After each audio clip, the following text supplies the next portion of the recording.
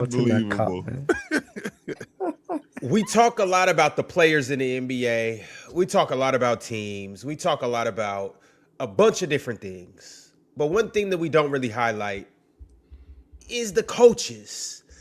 And if we do talk about the coaches, it's more so this coach did a bad job right here.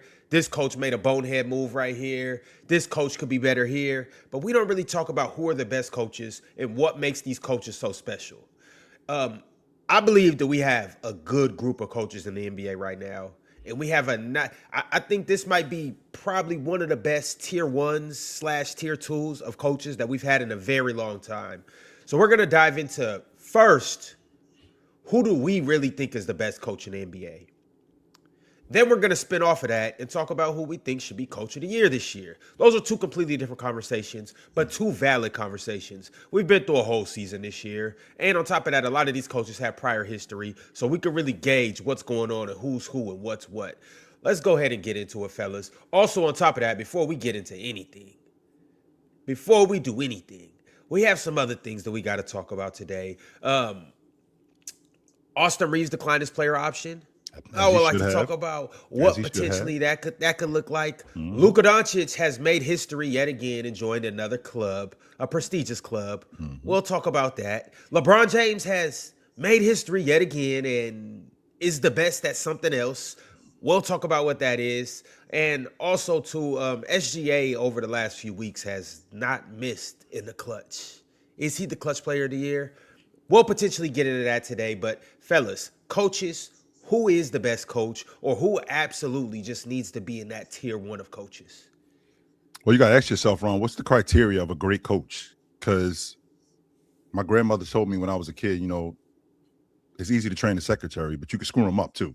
So if you got an immense amount of talent, it's not really that difficult to get these guys on the same page, because really what you're doing as a manager is just managing that talent. Now, the question is when you don't have that much talent, or when you do have that much talent, how do you manage that talent? How do you X and O these guys? Do you play to a guy's strength?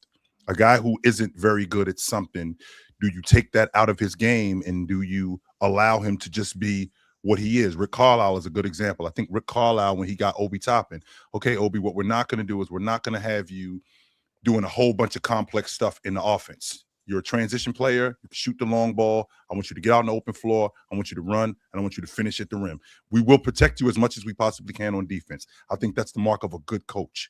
A bad coach is a guy who's allowing you to do things that you're not good at and continuously doing that.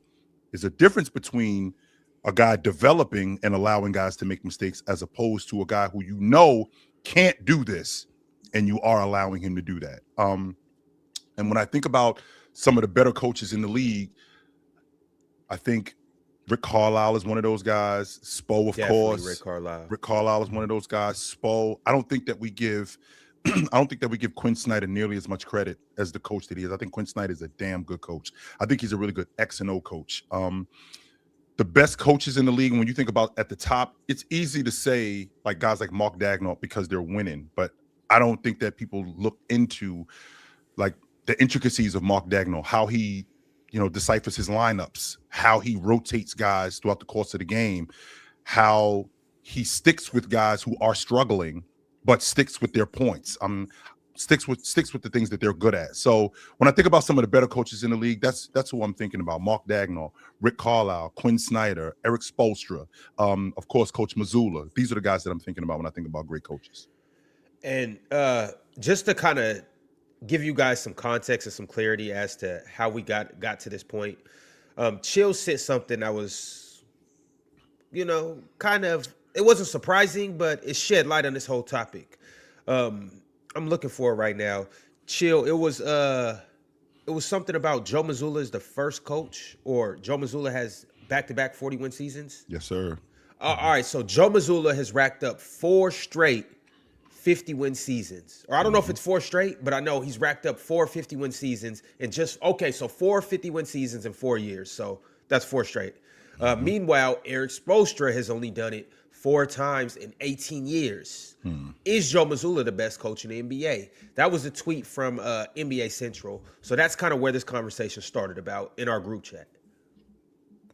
I think I mean, for me, Joe Mazzulla is the best coach in the league, and one of the reasons is Chill made a point that some coaches do more with less, and some coaches excel usually when they can coach star power. Like a great example of that, I think, was Doc Rivers. To me, has always been a coach that has done well with less. Like when he was with the Clippers, we always spoke about. He never had that one superstar, but the Clippers always seemed to do well during the regular season, especially. But to me, he's struggled a little bit when he's had really high-end talent and had to maximize guys and had to fit guys together. So I think it's very nuanced. And I think that's one of the reasons, Ron, why we have some of these records, because it feels like a lot, 50 wins, and Spo's only done it, what was it, 3 times in 18 years? It feels like it should 4 times. It feels like it should be more, but there's a lot that goes into that. But I think Mazzulla's the perfect combination of, hey, I've got an unbelievable system here that maximizes guys, but I also have the ability to maximize the star talent I have at my disposal as well. I think he hits the nail on both fronts. So I got him as my best coach in the league right now. Ox, what is one of your biggest issues, Ox, when you look at a coach, when you're paying attention to, as a coach, when you're paying attention to a coach, one, what are you looking at from this coach productively, and what are you looking at that's bothering you from a coach? Coaches that just let stuff happen. Ox, you got to connect to your mic. My You bad. connect to the computer. Mm-hmm. Interesting. So they don't. Go ahead. I'm listening, Ox. All right, cool. I don't like coaches that just let stuff happen. Like, I don't like coaches that just watch the game. You know what I'm saying? There's coaches that are spectators. Like, obviously, I'm really big on coaches that prepare, and they prepare with their staff, and they get ready for games, and they have game plans. But like, for me, it's like, you can have a game plan, that's cool, but I prefer to have a game strategy where you know what I'm saying, if this happens, then we'll kind of go this way. We can be water. You know what I'm saying? We can adjust. We can do different things. But so I don't like coaches that are like, okay, we're gonna do this, we're gonna do this, we're gonna do this, and then they just stand there and then watch the game happen. I don't like that. Like, the lack of making adjustments is a big deal. But also, there's coaches that over adjust too. I think we talk about over coaching sometimes. It's like overthinking the game. I don't know, Coach. I just love coaches though, and I really love coaches. You know how you got players coaches. I always felt like back when I could run around a little bit, I felt like I was a coach's player. You know what I mean? Like, I love coaches. You know what I mean? Oh, you was a coach's pet, bringing a nigga apple to every practice and stuff. Look. I seen it. Extension on the floor. Our coach was a vegetarian. He used to bring him salads every day. Ron, you ain't never seen nothing like that. So you wasn't bringing Higgs salads? You wasn't bringing Never Coach once. salads? Ron, please don't do this. Don't expose him, Ron. Don't expose him. Don't expose him. Tell the truth. Tell the truth. I never have, but at the same time, I just love coaches, and like, I might not have always been the easiest person to coach. I think but either way, I like coaches that are serious about coaching though. You know what I mean? Like, I always bring up, and you already know where I'm going with this, Chill, Mike Tomlin. Like, I always bring up Mike Tomlin, and you know what I'm saying, like, how we brought up, like, you have to want to coach. You have to coach your players. You can't. What are you doing here? Why are you here? Yeah, if you're not I can't get behind any coach saying, oh, well, this player can only do this. Any coach, if I ever heard a coach say that this player is unplayable, then you're not a coach. Why is he on your team then? What is he doing here? Ox, and I agree with that. And one thing that I do want to highlight that you said, so you said you hate coaches that fail to adjust. And then you hate coaches that over adjust. Not necessarily hate, but you mention those two things. One of my biggest pet peeves is somebody that over coaches. I think basketball is so simple, and we just overthink it. I think we overthink it, we over strategize it, we over talk it, we overdo it. And you know what? I'm gonna go to Jason Tatum as a good reason for this. Jason Tatum is fresh off an Achilles injury, and he's making basketball look easy. Because basketball is easy. It's not a hard game. It's not a hard concept. You don't have to overthink. You don't have to overdo. Like coaches that always at every stop All right, we're gonna do this. No, we're gonna do this. Now we're gonna go to a zone. No, now we're gonna do this. Now, like I think it's just you don't have to do that. Sometimes it's just a matter of this team just made 3 shots in a row, and that's that. This is working. This team just made 3 shots in a row, or this offense would work. Your point guard just happened to dribble the ball off his foot.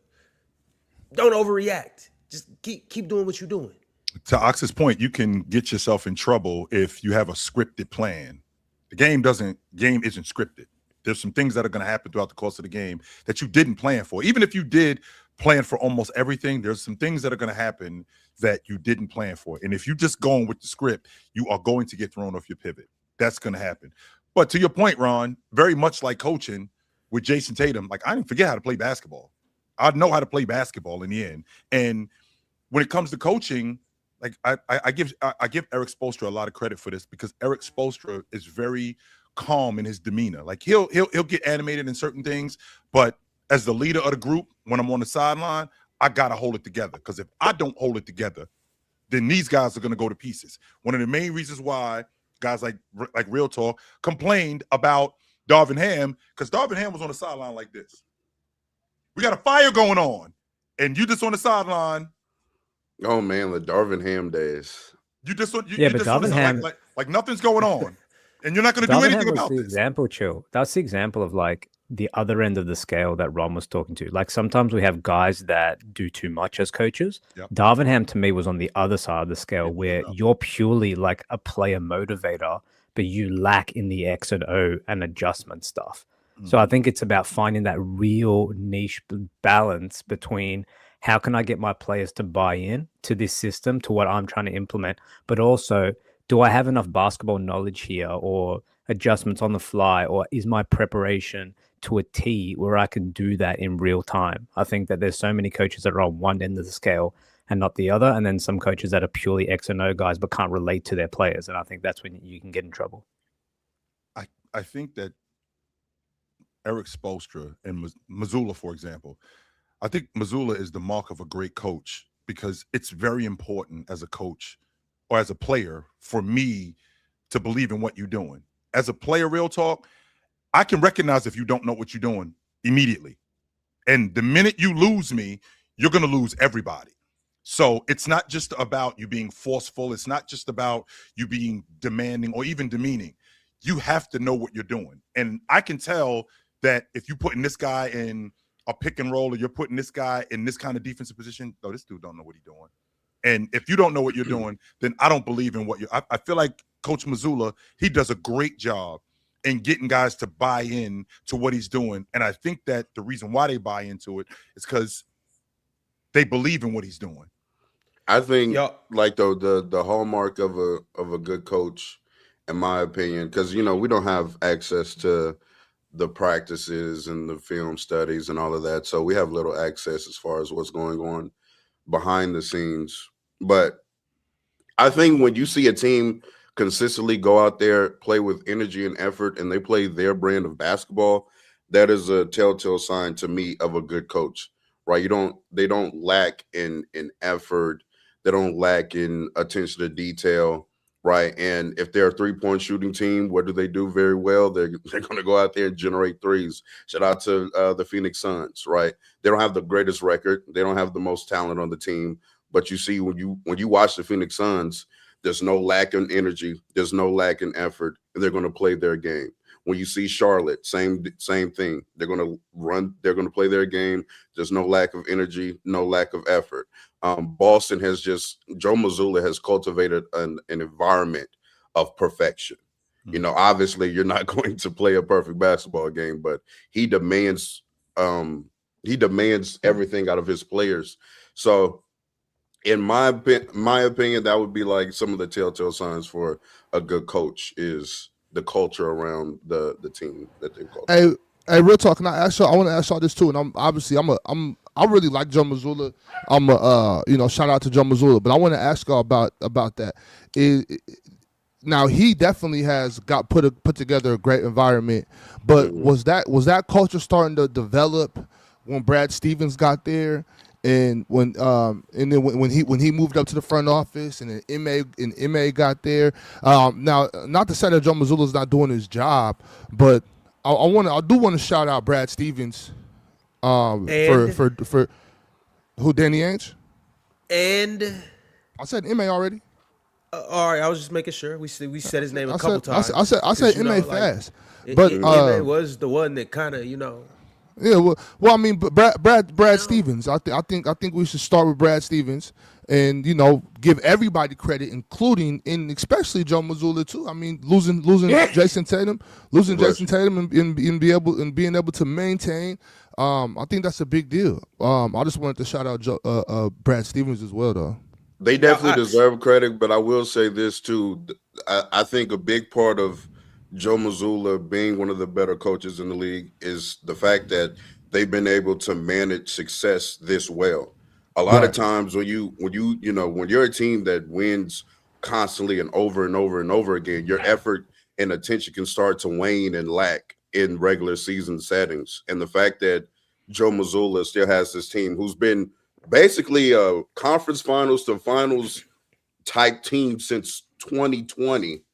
And the fact that we're in 2026 and year in, year out, they're going to win 55 plus games in the regular season when we see these other talented teams in the league, like, Minnesota, for example, sometimes Denver, their effort defensively can lack. But the fact that they consistently go out there and play to the best of their ability and win that many regular season games year in and year out, I think that's very impressive. Real talk. I got to push back on this though, because and this is not Joe Mazzulla hate, y'all. I can't tell the truth without you guys taking it as hate. Mm-hmm. Joe Mazzulla has had the best hand over the last 4 years. You have it now. To Chill's point, you could always screw the secretary up. Ron, he has not screwed the secretary up. Kings? He's playing pocket aces. He got pocket. I have Jaylen Brown as my second best player, and I've had Jason Tatum since I got there. So who we raised, by the way, Ron. Let's not make it sound like we got these guys. He didn't raise them. They were already raised. He didn't raise them, Chill. They were raised. They was grown when he got there. They were grown men with Ime. Ime Udoka turned the boys into men. Marcus Smart turned the boys into men. Marcus Smart. About, he stepped in Drew Holiday, Kristaps Porzingis, Al Horford, and I'm not hating on him because he's made it work.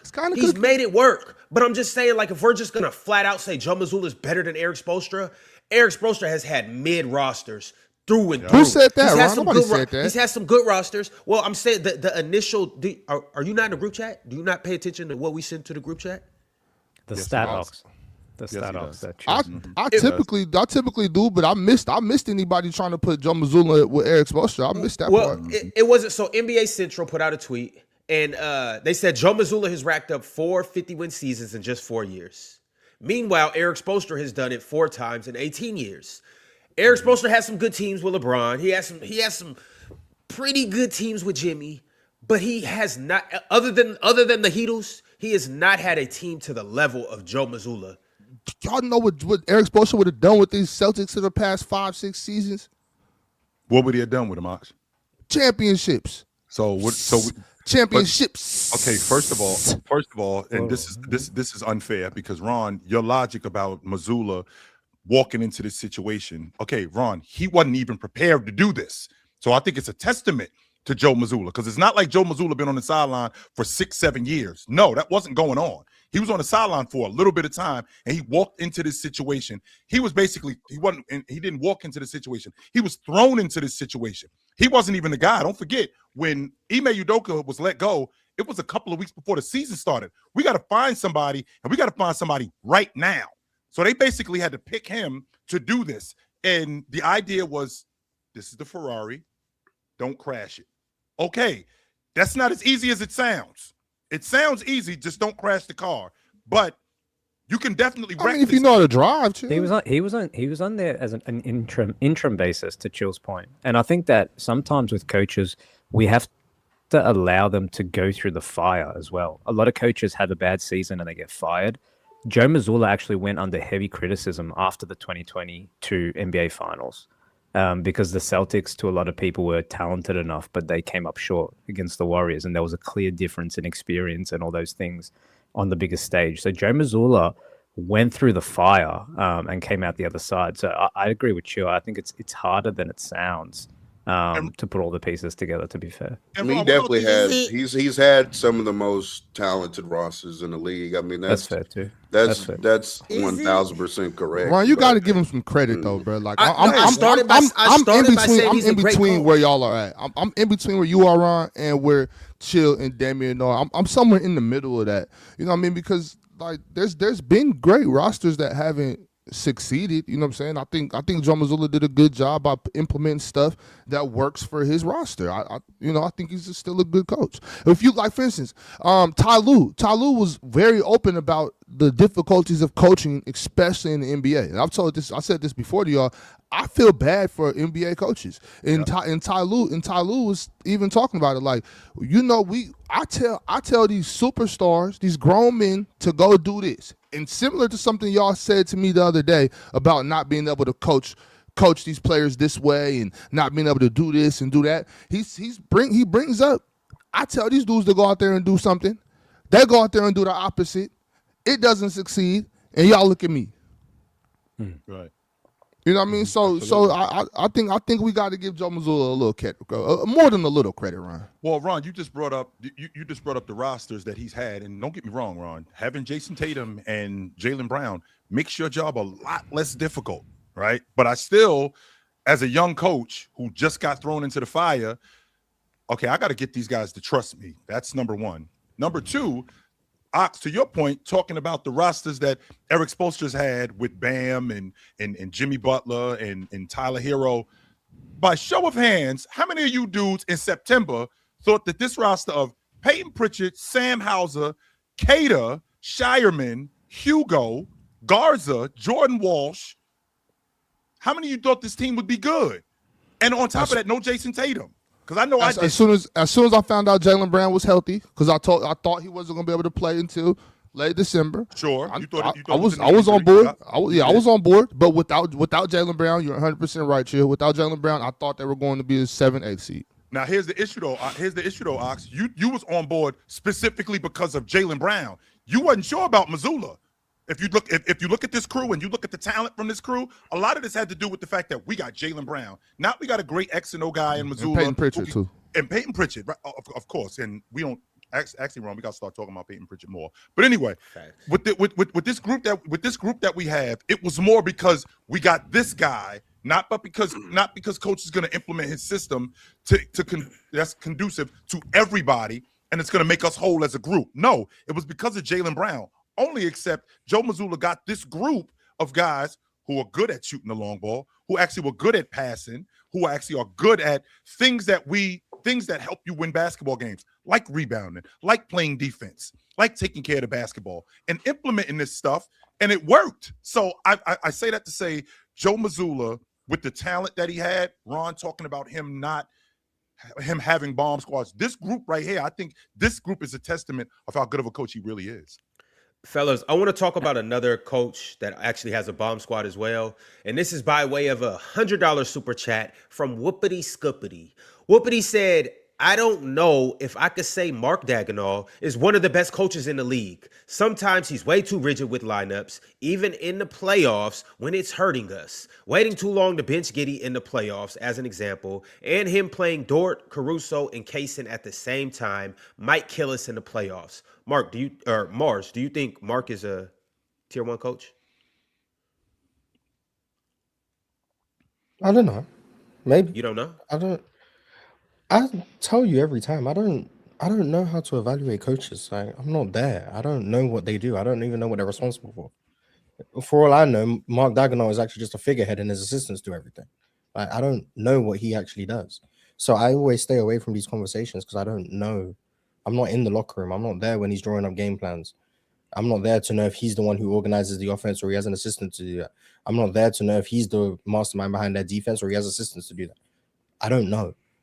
But his team's good, and he's the head coach. So I mean, but you could at least, even if he was delegating these responsibilities to other people, which is definitely possible, then wouldn't it be fair also to say, again, just under that assumption, that it's still good coaching in the fact that he's allowing people who are good at certain things to go ahead and do that?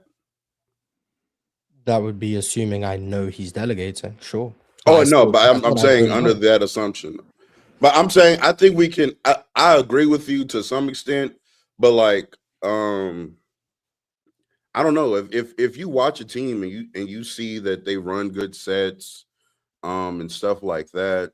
You like their defensive principles. You like their game plans on a game-to-game basis, because I know you watch enough of the teams that you do watch to know that kind of stuff. Like, you don't think you can say something to the coaching of that team? Mars, you know way too much. I can't say who's tier one. I don't rank coaches for that reason. I can't differentiate. I can say, yeah, this team plays good basketball. I would assume that coaching staff is good. But to be fair, I mean, last year I would assume I might have said Kenny Atkinson was tier one. He loses Jordan Knott, and all of a sudden the offense looks different. Yes. So who's really the mastermind behind all of that? I don't know. Mm-hmm. So that's why I stay away from ranking coaches. It doesn't mean I can't see a coach and think, okay, maybe they're not that great. I'm like we said yesterday, I'm not that high on Nick Nurse. My thoughts on Doc Rivers are quite obvious. But if you're asking me to put guys in tier one, I don't know. I just know. I think Mark Daigneault's a good coach.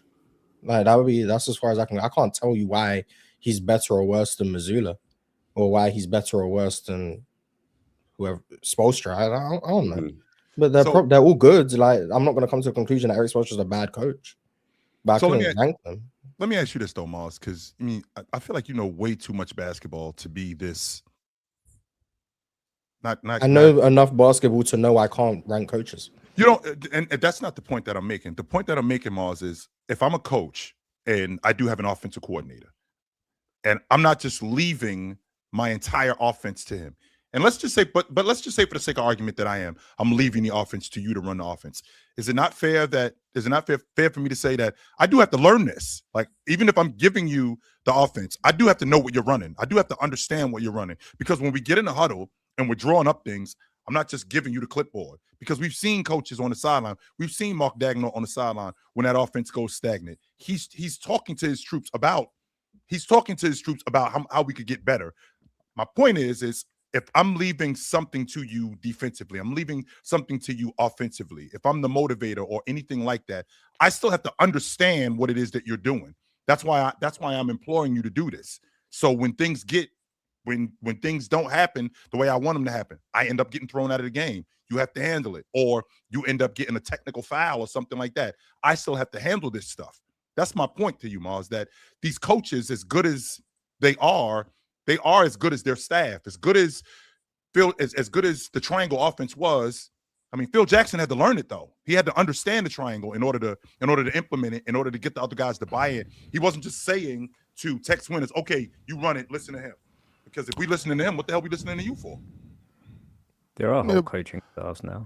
I think that's the chat sayings just skip me, and I'm kind of with the chat. Like, you guys are having a very good conversation. I just have I can't put input on this. Sure. Right. And I want to speak on some more about coaching with when I'm watching the games too, Chill. I like to look at like a big thing I think in coaching is just making the right substitutions at times. You know what I'm saying? Like getting your rotations right, getting matchups right, playing certain guys against certain guys, stuff like that. I think those are things that you can clearly see.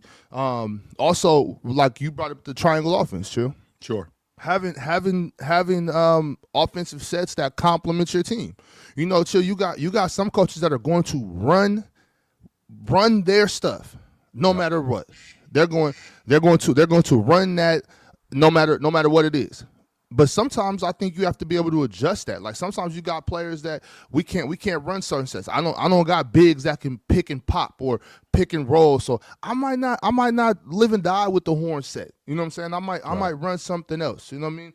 And I like that about coaches. Those are things that you can clearly see. You know what I'm saying? A coach that can run different sets with different lineups, not just different teams. I'm not talking about, okay, it's from 2015 to 2017 we ran this, and then in 2018 to 2020 we ran this. I'm talking about different sets within a game.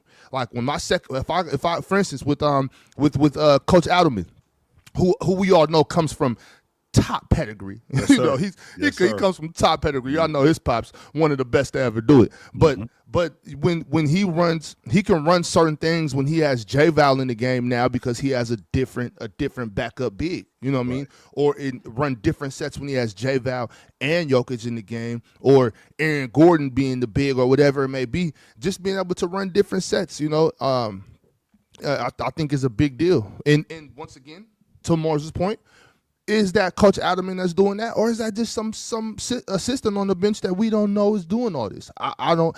It doesn't matter to me because, as we know, the head coach is the coach. So.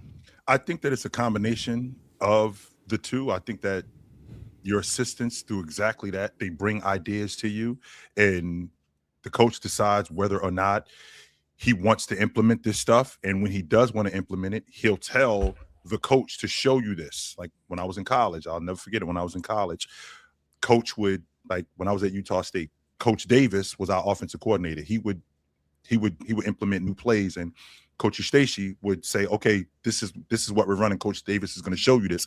And then Coach Eustace would understand it to the point where he can also talk about it too, and he could tinker with it. But when I think about coaching, and I think about, to your point, Ox, making adjustments, I'm watching, and I'll never forget it. You guys can fact check me on this if you want. I'm watching the Houston, the game that comes to mind to me the most was Houston Clippers in Game 6. And I remember Dwight Howard looked like Wemby against Blake Griffin, where he made Blake Griffin stand at the 15-foot line. I dare you to shoot. I'm just going to be a rim protector. And what Doc Rivers, now, two things can happen here.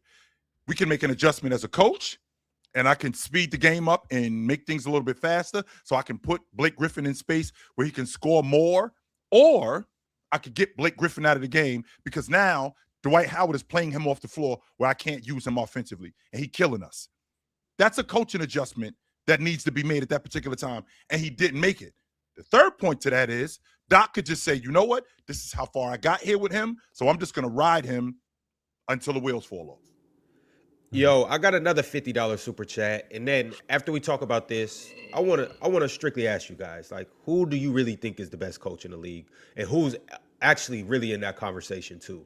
So we got Teddy Hart. He sent through $50. Teddy said, just because you were champs shouldn't mean you shouldn't be coach of the year. Best record in the league, despite factually the most injury adversity. And Mark D isn't even in the discussion. Explain the logic behind why coaches with worse records and more health are more deserving. Same reason why with the league MVP, your standard is now your standard. So there's people who expected him to be at the top of the Western Conference. I don't think there's anybody who expected Joe Mazzulla to do what Joe Mazzulla was doing. I don't think anybody expected the Atlanta Hawks and Quinn Snyder to do what they were doing. Like Coach Bickerstaff, even though I think he's done a great job, I don't think that there's people who there's teams that weren't expected to do what they were doing. Now your expectation is the norm. I mean, now the expectation for other people isn't your normal.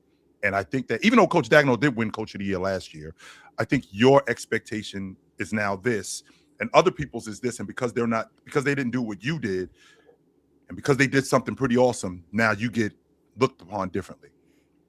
Yeah, it's all relative to expectations at the end of the day, and much like other sort of individual player awards, Coach of the Years is also sometimes a bit of a narrative. Like to Mars's point, like Kenny Atkinson was in the conversation last year, but all of a sudden he loses his offensive coordinator, and they just don't look like the same offense this year. So there's a lot of things at play. But I've thought about this for a while. I'm keen to get your guys' take on this, but I think the NBA should release an all-NBA coaching team at the end of the season, because I think there are so many good jobs being done around the league that go unrecognized every year. You just mentioned the chill, JB Bickerstaff, Mitch Johnson, Mark Daigneault, Mazzulla, the job Charles Lee's done in Charlotte, Ty Lue turning the ship around this year. I think there should be 5 names at the end of the year. We can still have a coach of the year, but I wouldn't mind celebrating some more coaches throughout the year, man, because there's so many good jobs that are done. So let's get an all-NBA coaching team, man, out there. Ron, who is today, April 1st, 2026, first team all-pro coaches? Name them. Let's start with Mitch. Okay. Yeah, Mitch is first team all-pro, Mitch. And Bickerstaff. Mitch and Bickerstaff. Start with them. Mazzulla. Missoula. Is Spo first team, Ox? Spo's always first team. He's Okay. always first team. Jordan. No, he's not first. Jordan. Every He's single not I'm not first sure, team. Ron. I'm not sure. No, Spo's Eric first Spoelstra ain't even second team this year. Eric Spoelstra's first team every single year.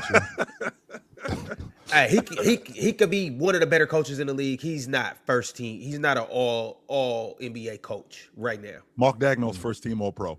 Yes, he is. I JJ think you Redick have to is say his it. first team. You know JJ what, Redick should I don't finish hate that. I don't top hate that. 5. He should finish top 5 in the coach of the year voting this year. He's done a tremendous job. I know people don't want to bring JJ up, but we've dealt with an assortment of injuries ourselves, even to our main players. Austin Reeves, Luka Doncic, LeBron James didn't play at the beginning of the season. And I'm not going to lie, second half of the season, but back-to-back years, JJ Redick's been absolutely amazing in the second half of these seasons. So I think that JJ Redick kind of uses the first half of the season to gather information and then employ his changes in the second half of the season. And we've been a far better defensive team. How we utilize our big three when they're on the court is way better and smoother than it was the first half of the season.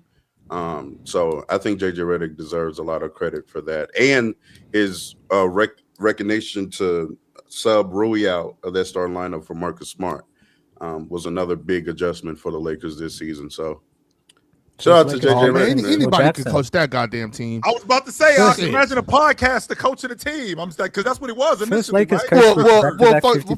JJ is much more than a podcast. That's what I want thought, actually, that's what I and you know, heard. I don't like to do this, but I'm gonna do it, y'all. I'm sorry, chat, but I tried to tell y'all, JJ is perfect for this job. When there was so much pushback, you know how it goes, Chill. Oh, why is the white boy getting the chance when we got Sam Cassell over here and all of this and that type of shit? You know, JJ Redick came up under Mike Krzyzewski. He played at Duke for 4 years. He did. He 100% did that. Yes, that You know what I'm saying? He on top of that, he's arrogant, which you got to be to coach the Lakers. If you want to coach in La La Land, you got to have a certain amount of arrogance. He's brilliant. JJ Redick is brilliant. This was a great move. You know, I was behind the JJ Redick move, but am I hyping up his ability to coach Luka Doncic and LeBron James right now? We just hyped up Joe Mazzulla. Y'all hyped up Joe Mazzulla. First Lakers since Phil Jackson to have back-to-back 50. And wait a second, what you mean hype up Joe Mazzulla? Joe Mazzulla coaching Jaylen Brown. Mr. Negative RPM. Got Mr. 9 for 29 in Atlanta the other day. You know what I'm saying? Is it more difficult So to what coach? we talking about? He over there coaching. He over there coaching Jaylen Brown weak ass. We got JJ Redick. We got JJ Redick coaching Luka Doncic and LeBron James. Is it more difficult? Is it harder to coach JJ with Redick? expectations, though? Like, if the Celtics had a bad year this year, would anyone really come for Joe Mazzulla? No. Nah.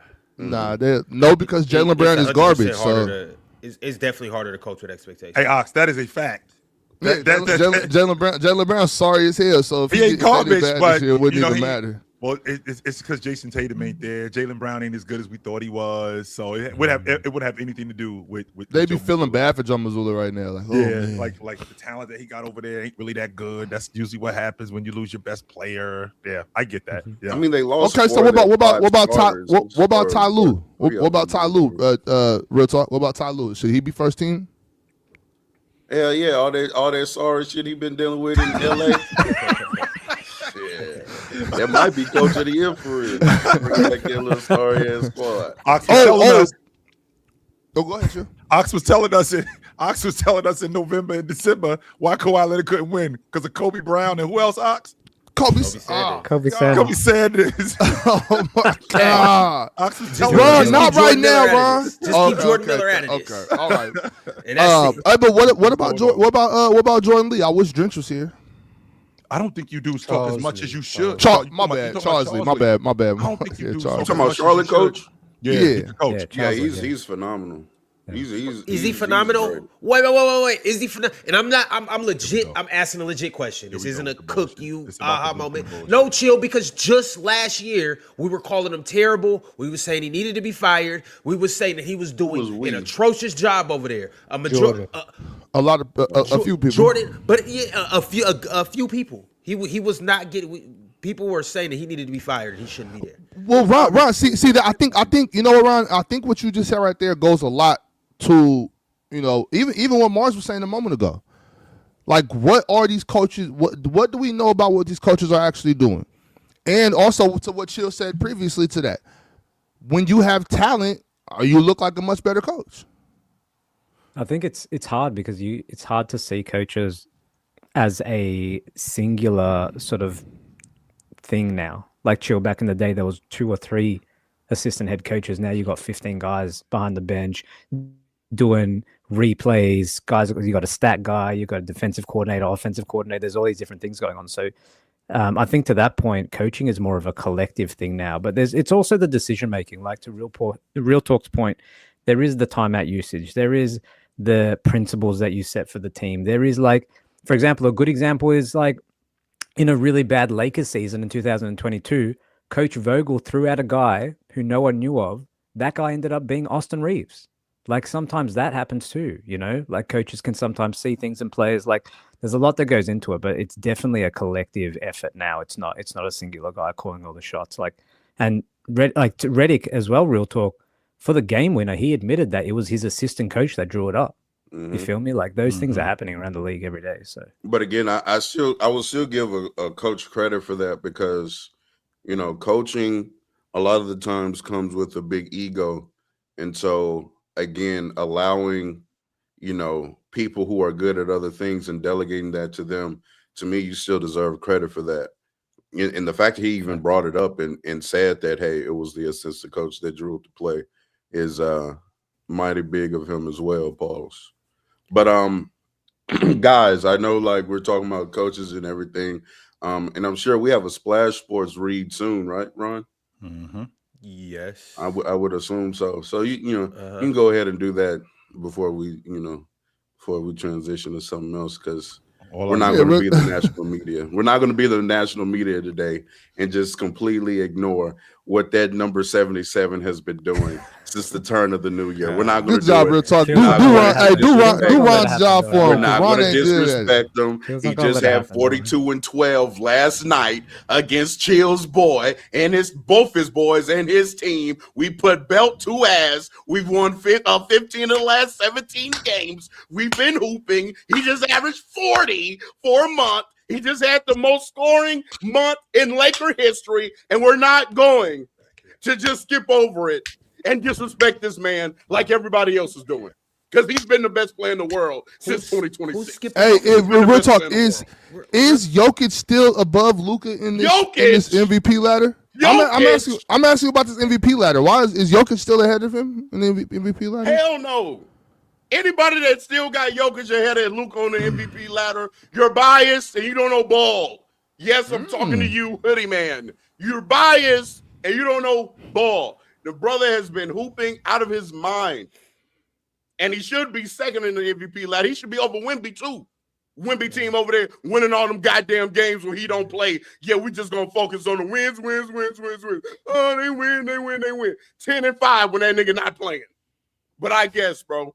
SGA 8-4 when he not playing. Lakers 500 when Luka don't play.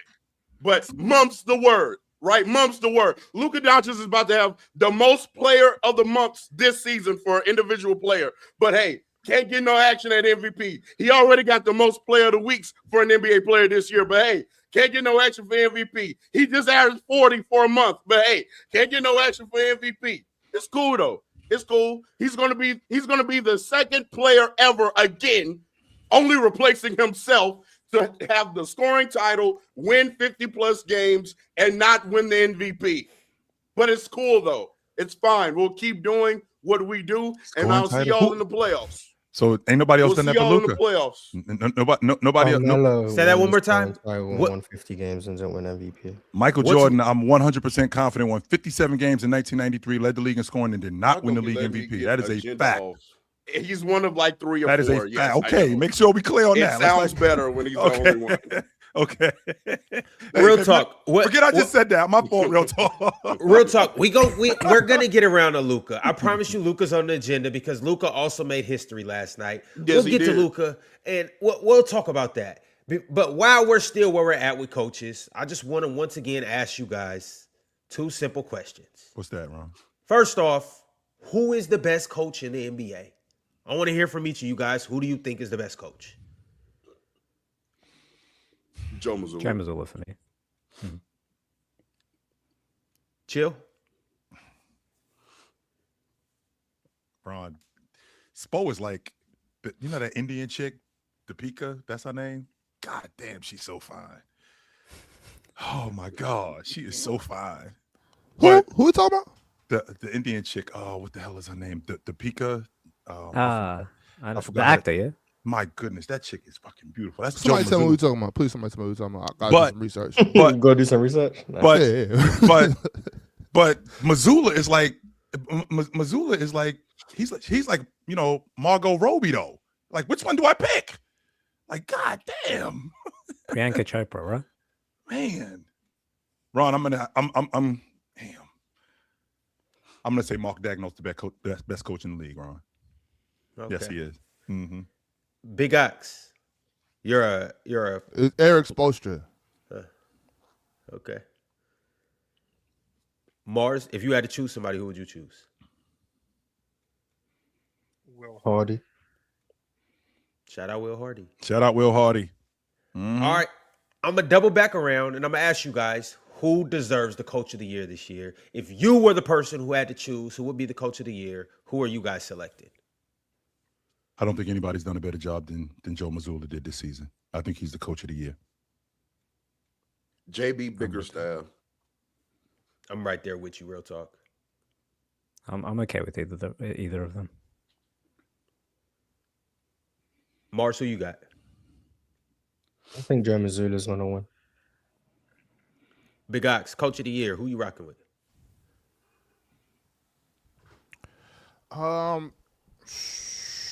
Man, it's a couple guys, honestly, Ron. I mean, between obviously Joe Mazzulla, JB Bickerstaff, Mitch Johnson. I'm leaning towards Mitch or Joe, honestly. I think Oh, you love because this kid, because JB, I think we all knew about JB already. Like nobody's shocked at JB. You know what I'm saying? I mean, at least I'm not. I don't think any of us are shocked that JB is doing a hell of a job in Detroit.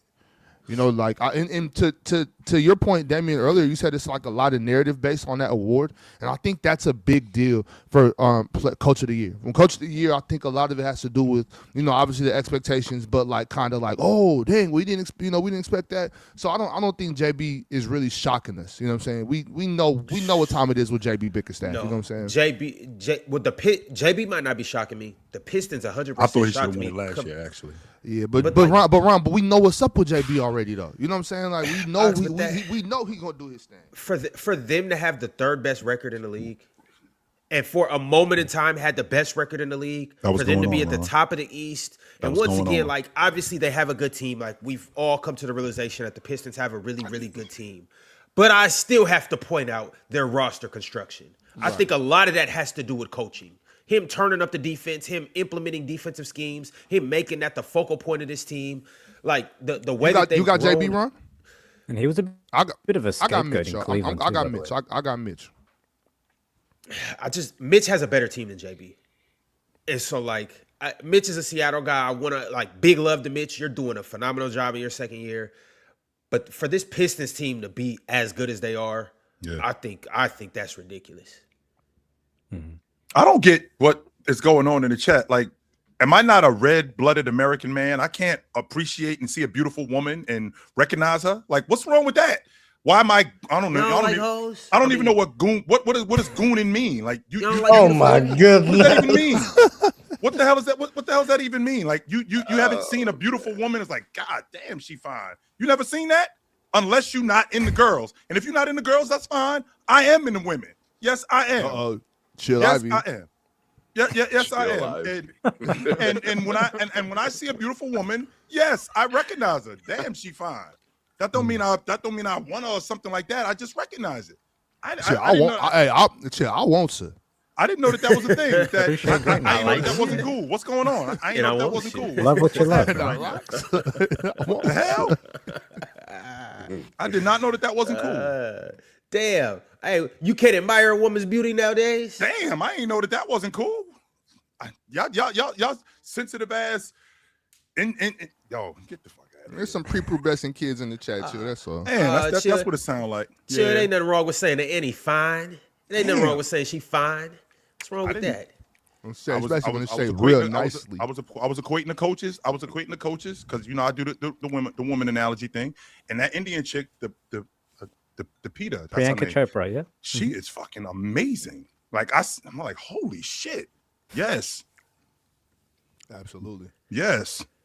All right, Shout well, out you know to, what else is my baby amazing? mama. I hope she doing better. She got rushed to the hospital yesterday. Megan Thee Stallion. She. Somebody shot her in the foot again. All right, y'all. We are going to go to a much better topic in a much better place.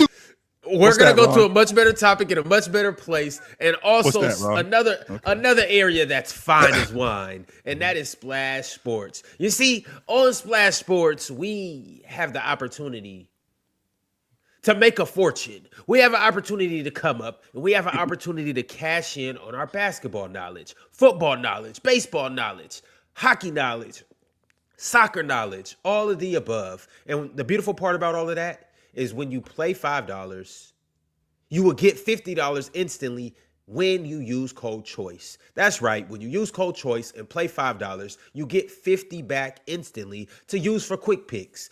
This is amazing because Splash Sports has the highest multipliers in DFS. So essentially, you come here, you get $50, you get the highest multipliers, and you have the opportunity to make the most money. Why would you play anywhere else? Why would you download any other apps? Why would you not put all your money and resources into Splash Sports? And that's what we do up here every day. And that's what we're about to do right now. Splash Sports, baby. Let's get into it. What do we have for our quick picks? What game you want? Hey, real talk. What game you want to rock with tonight? Shit, who playing? Magic Hawks, Sixers Wizards. Oh, hey, the two best coaches in the league. Joe Mazzulla, Eric Spoelstra. Who playing today? Is let me see. Let me get. What's Jaylen Brown over under looking like? You mean mores or lesses? Yeah. Yes. His mores or lesses. Mores JB's lesses. mores or lesses. Yes. What are his mores and lesses? 27.5 points.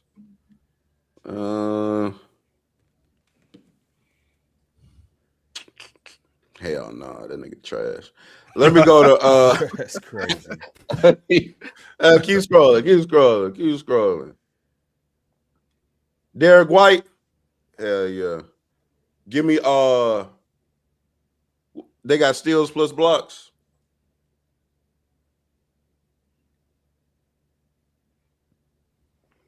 No, I don't see that, no.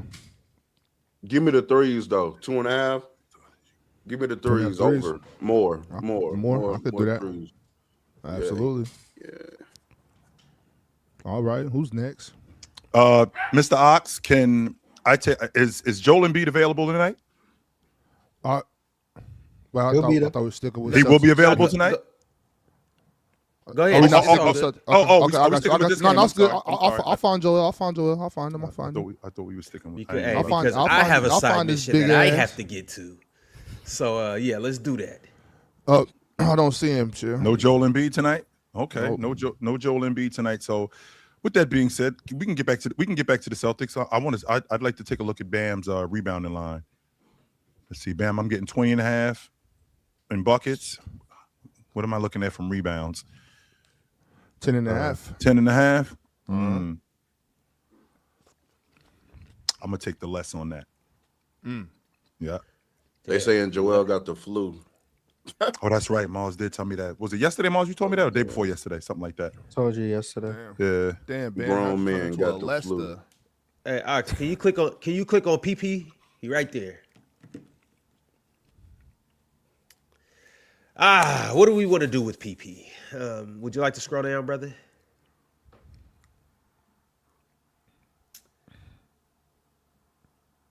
Yeah, you know what to do. All the way down there at the bottom. We know exactly what to do.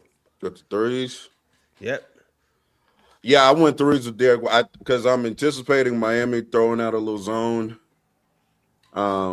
You know, because Eric's supposed to be doing that type shit against Boston.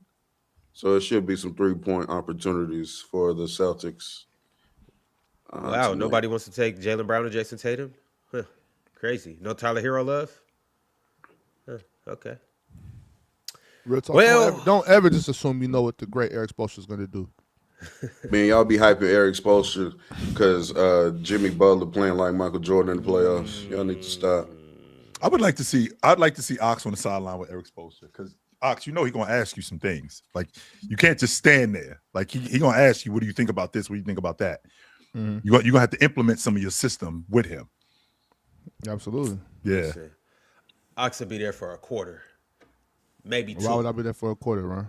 And he gonna tell you, bro, go sit in the crowd. Go to the cheap seats. Get off. Hey, get off my bitch. But all right, y'all. We are on Splash Sports. We just made our quick picks. If you like our picks, follow our picks, use our picks, get you some money. If you don't like our picks, make your own picks and get you some money. But ultimately, get you some money on Splash Sports. And ultimately, whether you win or whether you lose, whether you go more or whether you go less, whether you play quick picks or whether you play Player Survivor on Splash Sports, make sure to use code CHOICE, because that will get you $50 instantly when you only play $5. We'll see you guys in the winner's circle one way or another. I hope you make it, because I know we're going to make it. Oh, and this is what we rocking with. Oh, we just got 3 picks. Derek White, 3 threes. We're going more on that. Peyton Pritchard, 2.5 threes. We're going more on that. And it was 2.5 threes for Derek White. We're just anticipating he'll make 3. And then we got Bam Adebayo going less than 10.5 rebounds. That's what we doing today. All right, fellas, we got super chats. We're in a crunch time chat segment. Let's see what the people got to say about what's going on in the basketball world right now. The first super chat that I got is from my dog, Drink More Water, $19.99 from Drink More Water. He said, the thing about coaching is a head coach looks like they are good until their assistants start taking other jobs. Then we see who the real coaches are. We should start rating coaching staffs versus just the head coach, since it's not just one of them. Yeah. Cooking. That's fair. Somebody in the chat asked me when I brought up like the assistant, and they were like, for instance, like with the Clippers, is it Ty Lue or is it, Van Gundy? And he said, we'll never know. We won't know. But it doesn't matter. It's like, that's the head coach's job to hire people that can do things he can't do. That's a part of being a head coach, being able to delegate and being able to use, and being able to listen too. Sure. So I had a coach the other day. We had a meeting, and he was saying, like, there's, when you have a big program that I'm coaching for, and he said, if you guys have another coach from, let's say, the 8th grade team come to sit on your bench, and they're like, hey, look at this.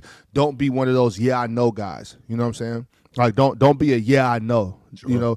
And I think that's a big deal for head coaches. Like, if you hire these guys, don't be a I know coach. Like, listen, you know what I mean? You hire them for a reason. And I think that's a big part of being a head coach. Sometimes people know who players respond to better. Like when Ty Lue, for example, took over from David Blatt, one of the reasons was because the players were responding to him more rather than David Blatt. So it was like, sometimes the guys behind the scenes rather than the head coach can be pulling the strings. And that's usually when they become the head coach. So fascinating. Here's the $1 million question that I have for you guys. Because Drink More Water, you brought up a real interesting point about coaching staffs. These coaches who move on to other places and they're good or they're not very good, is that a representation of them as coaches, or maybe they're just really good assistant coaches? Because, for example, Budenholzer. I mean, how many times were we up here years ago like Budenholzer needs to go? The reason why they won the NBA championship was in spite of him. He wasn't really the reason why they won the NBA championship. He needs to be fired. Now, Budenholzer, if I'm not mistaken, Coach Bud, is he not a Coach Pop disciple? Like, he's one of Pop's guys. Mm-hmm. So with that being said, I mean, I think he's a really good coach, but is he a better assistant coach? Because he got ran out of Phoenix also. He was only there for a year, I think. Chill. Yeah. Budenholzer was sorry as hell. See what I'm talking about? It's the same Budenholzer who was in Atlanta and they won 60 games, Ron. But chill, just because he's a Pop disciple doesn't mean that he's automatically just going to be an elite coach. Like, we've had plenty of players come out of North Carolina and they're not, That's not what I'm saying. Jordan People still have the same reservations about Steve Kerr, even after winning all those championships. So, well, fair enough. Damian, we could have coached that team. That's what I'm saying. Andre Iguodala was actually coaching that team. Like, he was in the huddle drawing up plays. That was going on. You know, it's funny. People forget that 73-9 season that they had was the first 25 games was like Luke Walton, I believe. I'm in the minority. I don't think Luke Walton was a bad coach. I don't. I don't think he was a bad coach. I don't think he was terrible. I wasn't mad at Luke Walton. He was a worse coach than he was a player. I don't think he was that bad, to be honest with you. I don't. I think him playing. I think him coaching the Lakers, and I feel like the expectation of him having to coach the Lakers and that staff that he had. Nah. Pop's best disciple is Becky Hammond. See, Ox, this is what I'm talking about with you. Do you really believe that? Because I know you. Because let's be clear, Ox. Have you watched Becky coach? Okay, I have watched Becky coach, but I know. Okay, first of all, any of us could have coached that team. No, but see, this is the thing with Ox. Ox is what Ox won't tell you. Ox is very much a women's basketball advocate, so that has something to do with him, favoring Becky.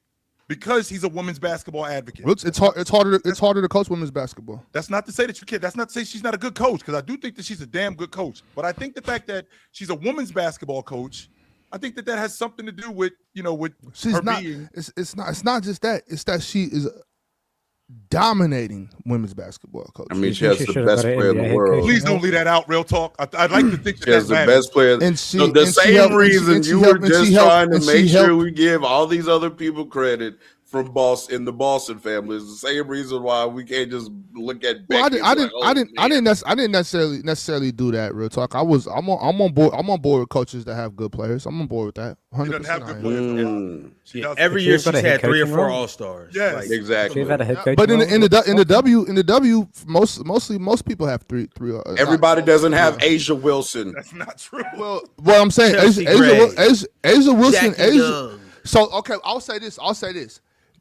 Chelsea's the only one. Chelsea's the only.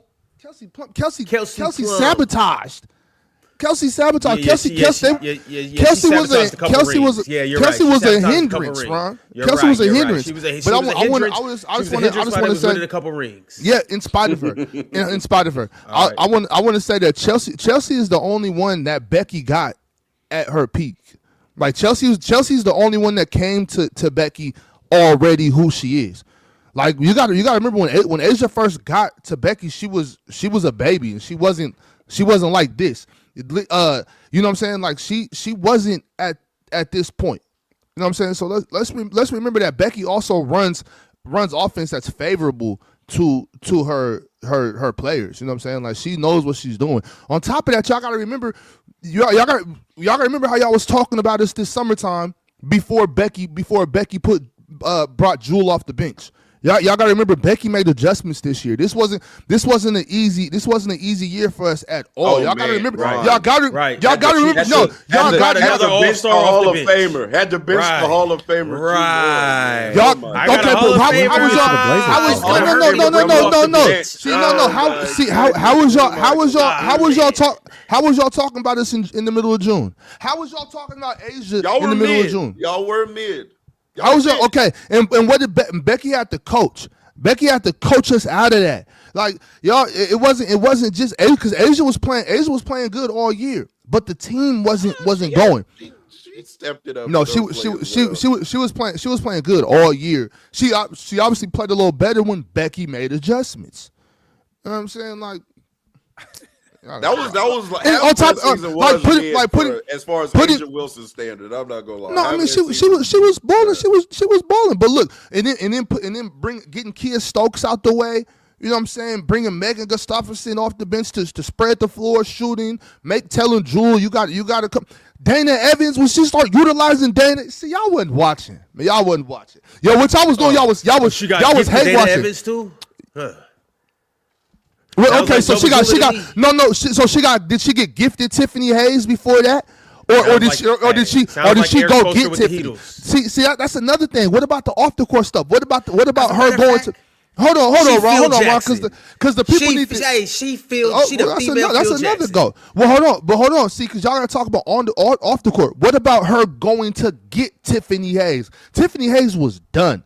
She was like, I'm out of here. I'm through with this. She went and got Tiffany Hayes. Like, no, you're not done.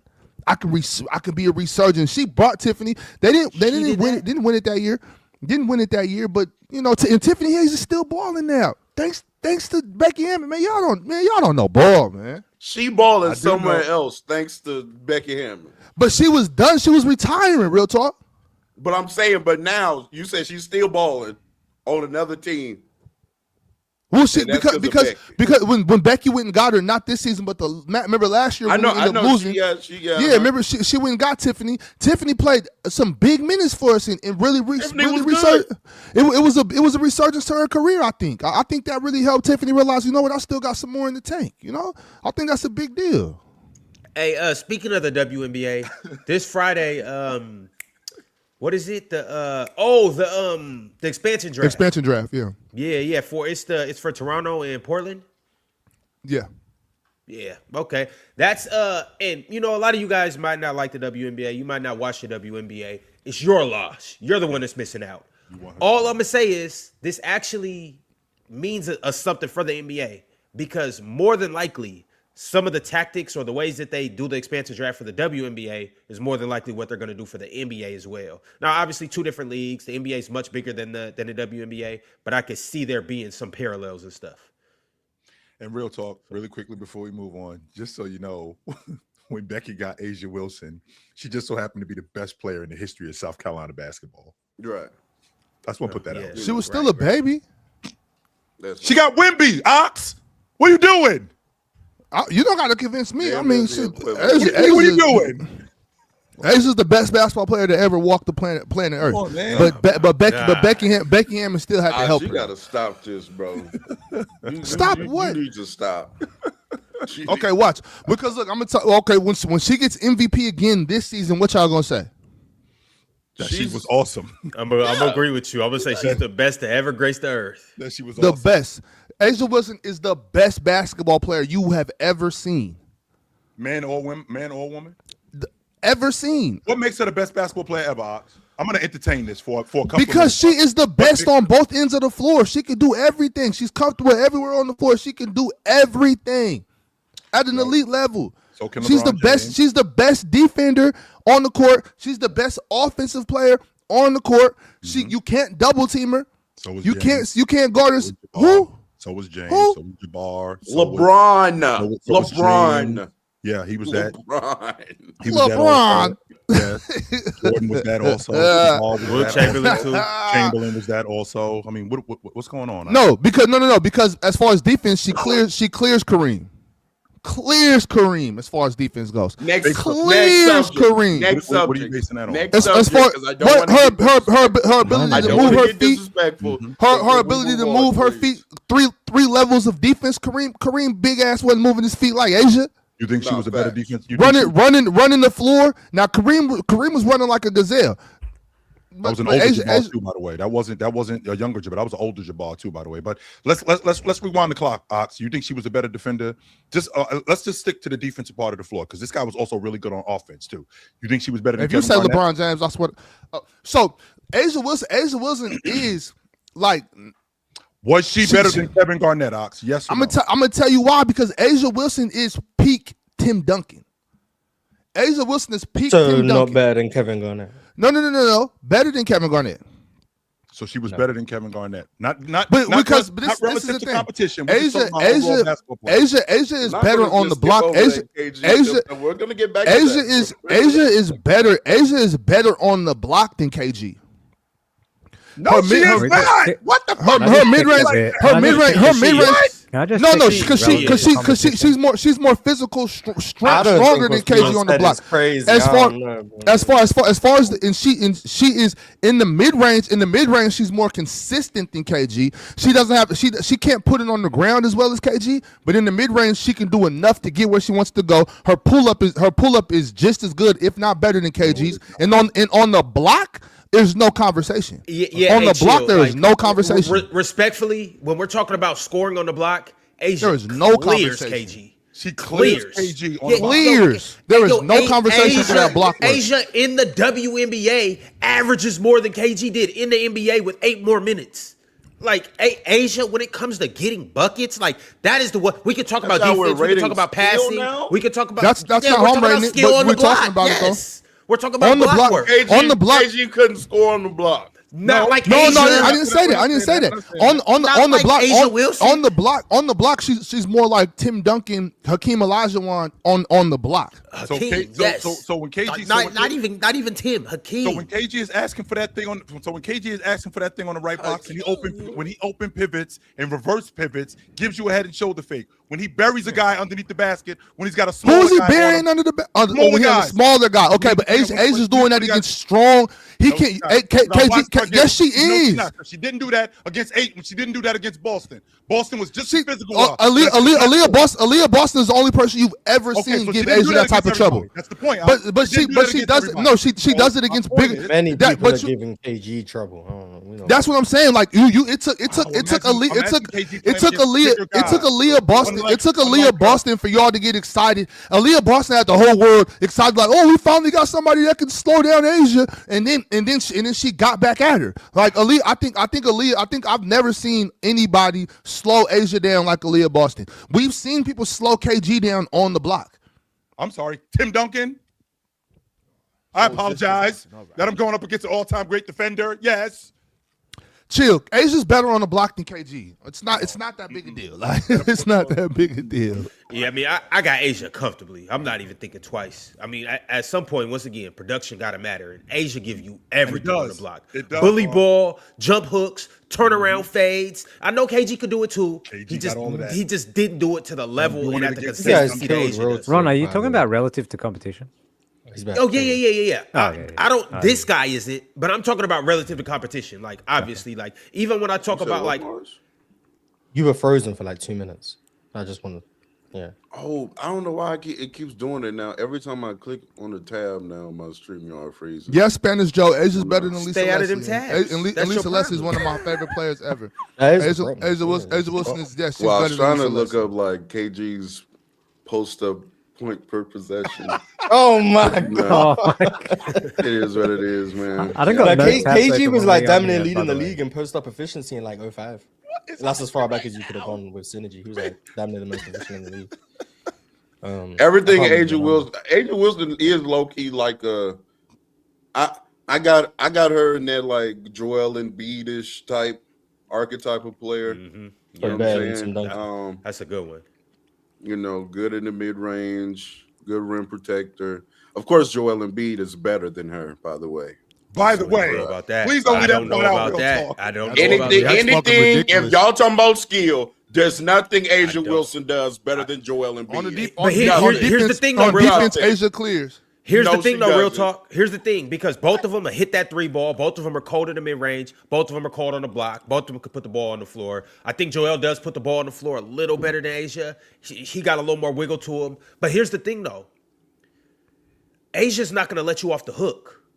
Joel gonna go out there and shoot a bunch of jump. Yes, he is. He be stepping back, shooting fadeaway threes and all that type He of be dumb hitting them shit. though. He be hitting them though. But Asia gonna Sometimes. take you to them deep Oh, waters. we punishing and him because punish his knees hurt. You Are guys you guys saying, suggesting that Asia Wilson is a better bucket getter than Joel Embiid? Is I'm that not what suggesting anything, chill. I'm telling you what's what.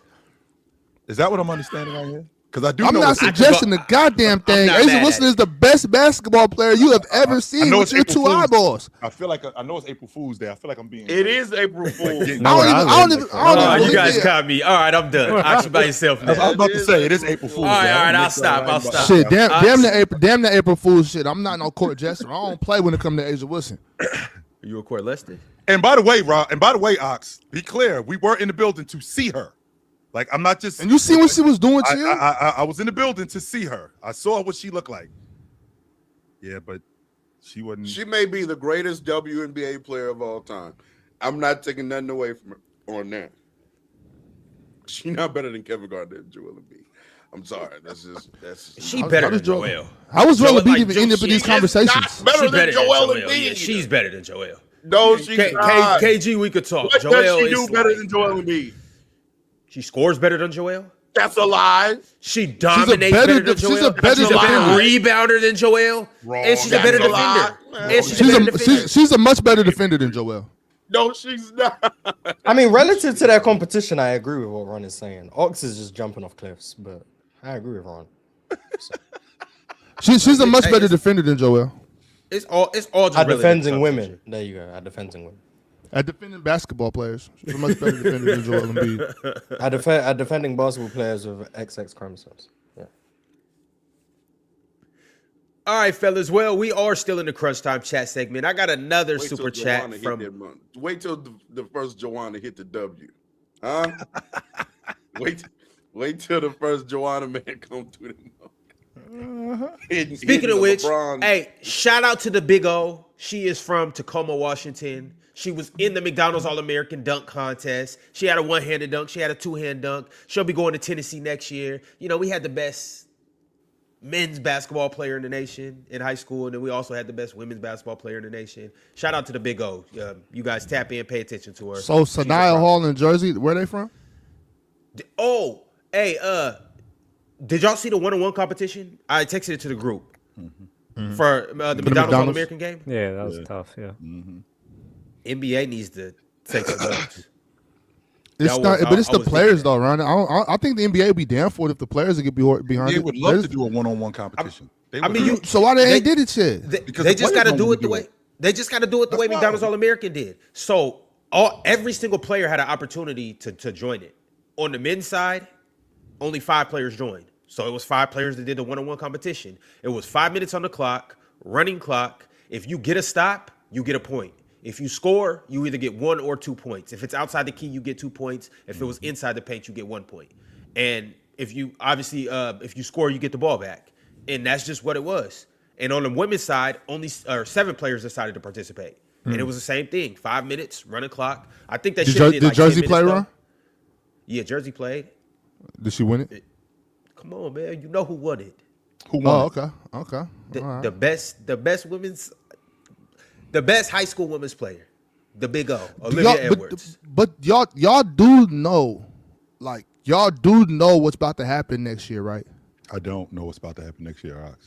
Chill. What's When gonna Sanaya Hall touches down at USC, it's going to get ugly. So in August when she shows up to SC with her and Juju, are they the favorites to win it next year? Hold on. Jazzy Davidson. And Jazzy Davidson too, who I was Hold on, paying hold attention on. to this year. Ox. They I got was. one more. Fagan. She's from Australia, she's from right? Australia. Yeah, She's from Australia, Damien. How do you say your name, Damien? Yeah, I think you got it. I think you got it. Sataya Fagan. I'm not I gonna. think it's I'm not Sataya gonna try. Fagan. I'm not gonna try to say her Fagan. name. Real talk. Fagan. It's Sataya Fagan. Fagan. Yes. Not the other word. No. Well, all I know is all I And they know got is one more. They got another 5-star too. I don't know them. She was. So they got a she was bomb dark squad skinned. at SC. They got a bomb squad. chill. All I They're know. still young though. That's my only thing is they're still young. Yeah, but Juju and Jazzy ain't young, and Sanaya Jazzy's is young. nasty. She's still. Well, I mean, she's a sophomore. Like She's a relatively young. seasoned vet as far as this basketball thing goes. You know what I'm saying? I So don't when know. when She Sanaya 19 get years there, it's gonna be some smoke in the city. They fucking. I just can't wait to see Juju in that Houston Comet uniform, man. Is she from Houston? Shout out to Houston Comets, man. Nah, she not. Nah, from she Houston. from LA. She from LA, yeah, but Is she from she's BPT? gonna be the face of the Comets for years to come. Can't wait. Yes, sir. But all right, y'all. What up, Logan? Sent through a $20 super chat and said Jalen Duren is crazy. Some people still think he's just DeAndre Ayton. He's so much more than that. I'm starting to lean on the side. Under the right roster construction, he could be the real number 2 or a real number 2 to Cade, top 5 center in the league. I did where it said the word Ayton, but salute. I know one thing. I did watch some of that DeAndre Jordan, Ron.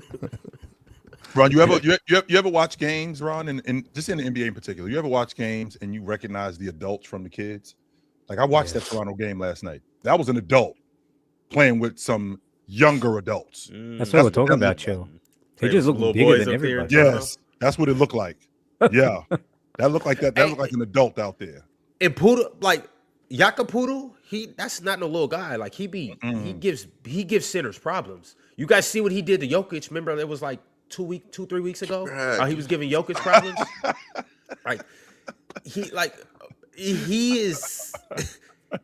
He's tough to deal with in the paint.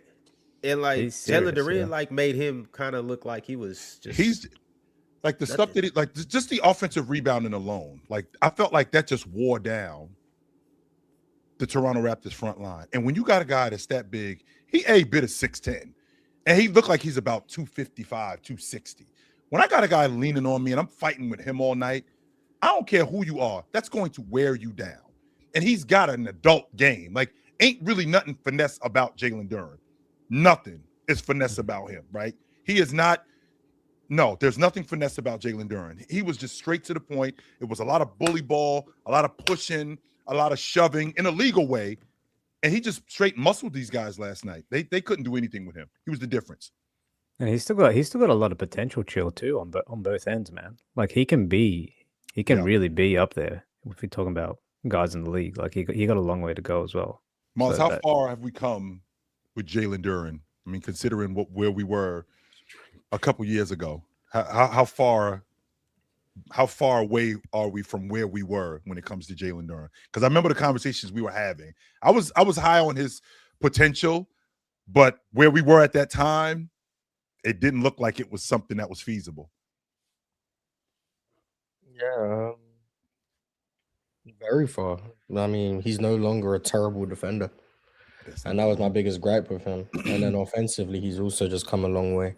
Although I always thought he was like good offensively. But now I think he's the 5th best center in the league, maybe to me. Are we in that space now?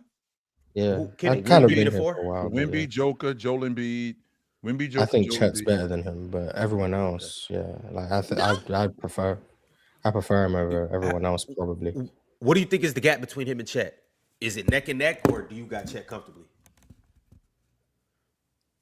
I can very clearly understand Jalen Duren's argument. It's just about me valuing what I think Chet being like substantially better on defense. That's really it. But I could definitely rationalize Jalen Duren being better than Chet because offensively it's night and day, if I'm being honest. Yeah. Yes, he's a better offensive player than Jalen. And I keep for the sake of my propaganda, it's good that Cade is out because now people can realize that Jalen Duren isn't just a product of Cade Cunningham, and he's actually just really good.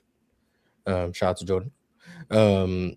But that was just common sentiment, like around people people I've spoke to, that Jalen Duren is just a benefactor of Cade. But now again, a legitimate sample where it's like, well, first of all, it's the same shit people used to do to Amari Stoudemire because he was playing with Nash. I agree. Until we just found out Amari just until he went to New York. And then it was like, oh, look, the guy can actually put the ball in the basket. Exactly. Without an elite point guard, he can still do that. Yeah. It turns out elite offensive players tend to be elite. Well, two things, Miles. Number one, why is it a problem that I'm a product of another guy? That's number one, because you need your other guys in order to get busy. And number two, can my physicality outweigh your skill set as an offensive player? Because I feel like Jalen Duren, his physicality, I think that it can outweigh a lot of the other stuff that some of these guys do. Like, for example, I think Chet is a better offensive player than I think he's nicer with the pill. I think he got a better mid-range game. But I think the dirty work stuff that Jalen Duren does, in addition to his ability to score in the box, in addition to his ability to maybe knock down an open shot, could put him on the same par when we're playing together. Do you think Chet's a better offensive player than Chet's Jalen more Duren? skilled I do. offensively. He's saying he's more skilled. Yeah. More He's skilled. less Yeah, I productive but mean, more yeah. skilled. Yeah. I think Jalen Duren is the better offensive player, but I think Chet's more skilled. I think he's nicer with the pill. I think he got Mhm. I think he's I nicer agree. with the pill. I think he's a better passer. I think his jump shot is better. I agree. I think I think Jalen Duren's a better passer than Chet. I think Jalen Duren finishes too. around the rim better than Chet does, and I think that's largely due to the physicality because he creates more space. But I think that there's more that Chet can go to as a bucket getter than Jalen Duren can. I think Jalen Duren is very vanilla isn't the word I'm looking for. He's very to the point though. But he'll need to incorporate some finesse at some stage, Chill. I think to if we're really gonna if he really wants to get to that. I could At some stage, I think so. But he's young still, man. so Damien, there He's has to be some 22 years old. Man. there has to be some romance in it. Like we can't just get to it every time. I think the good thing about him is he does everything well that you want like a big center of his size to do well. I think but defensively I think he can get better, but I think offensively when he starts to add, man, imagine he starts to add some of this touch to this Pistons team and he stays with Cade for a long time, and that Pistons team is going to be hard to beat over the next sort of 5 to 10 years if they stay together and he keeps improving, man. Like 22 is young as hell. It is. Yeah, We that always little talk Isaiah Hartenstein push shot. That's all we really need. That's for it. like, Yeah. I don't care if he shoots threes. I don't even care if he shoots mid-range jumpers, although he's showing the capability. He add that push shot in the middle of the lane, get it from the baselines. I don't know what you're meant to do. He'll just dominate 12 feet and in. Like that's all he needs to do. Just dominate. And 12 he's feet getting and in. better at the free throw line too, because that was another thing. Yeah, he's where like he was lacking. 70% from the line. I think he's going to prime Jalen Duren is going to have like a legit face-up game. I really believe I can see that. He showed flashes of it at Memphis. Like if you were paying attention, like there was optimism about him developing a jumper. The numbers weren't good, but like there was willingness from the mid-range. The touch from the free throw line was something people pointed to. And I even think this year, like you've seen it, like when he shoots like the mid-range and whatever, like there's touch. Like he can, shoot. It's just I don't think Jalen Duren shooting 2 threes a game at some point in his career just does nothing for him. Yeah, I don't need him to do that. Just a good face-up game. It's always funny seeing human beings that big have good touch. Like it's oxymoronic. So it makes DeAndre Ayton so interesting. Yeah, or like Joel Embiid.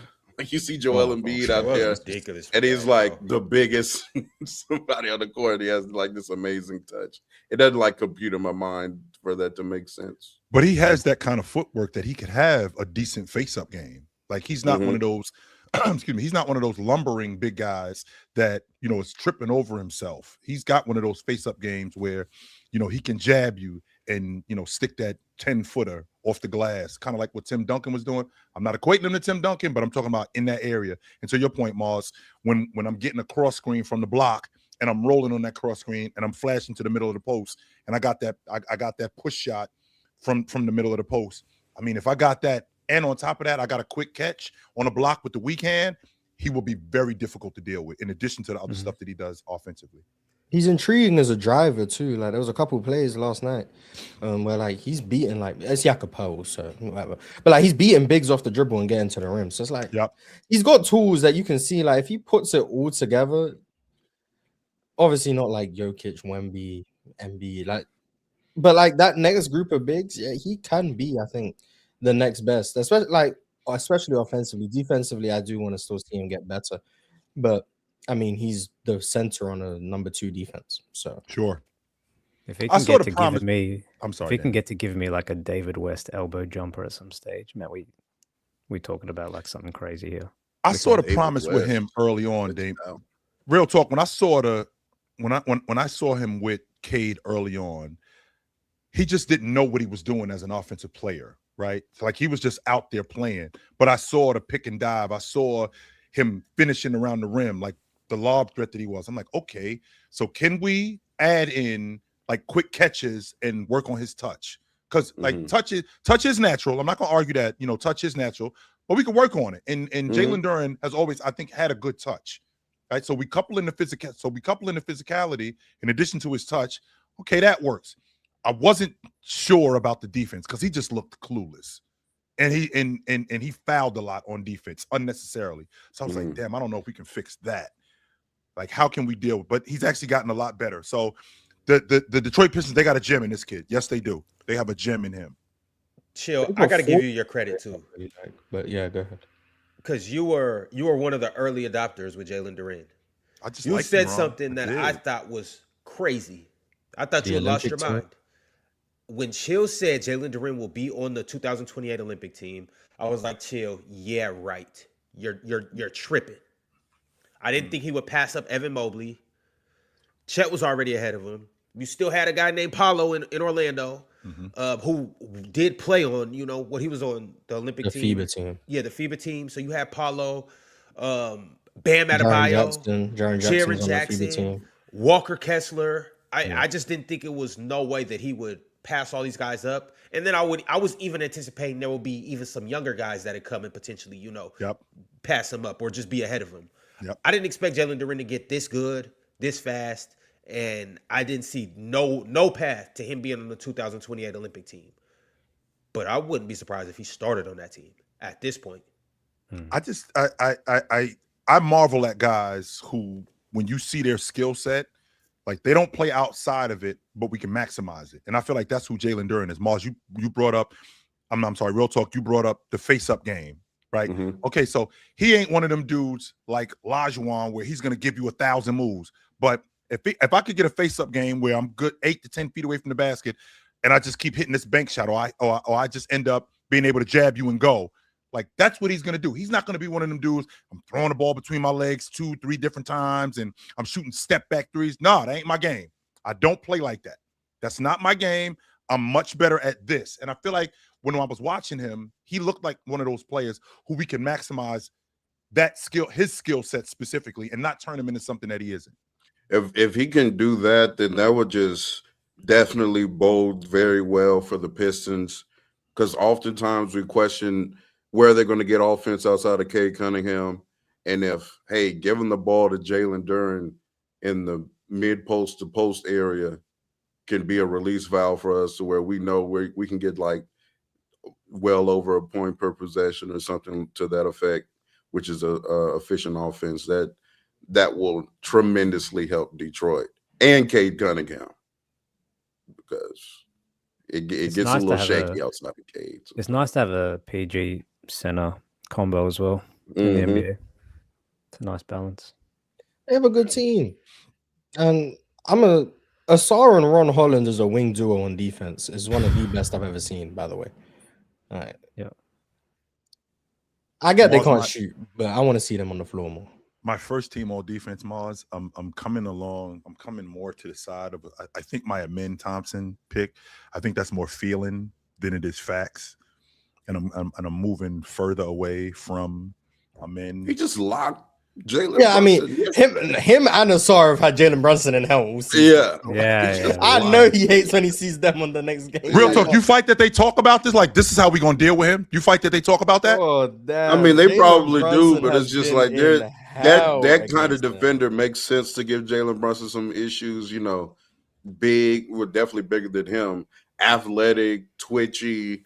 You know what I'm saying? Can move strong and slide tool. their like feet very well. They're both underrated when it comes to the strength department too. Just they told Luka stuff to challenge that call yesterday. Strong. I'm like, trust. And maybe it's because I thought that I actually had before the season started, and you guys roasted me for this. I thought that Amen Thompson.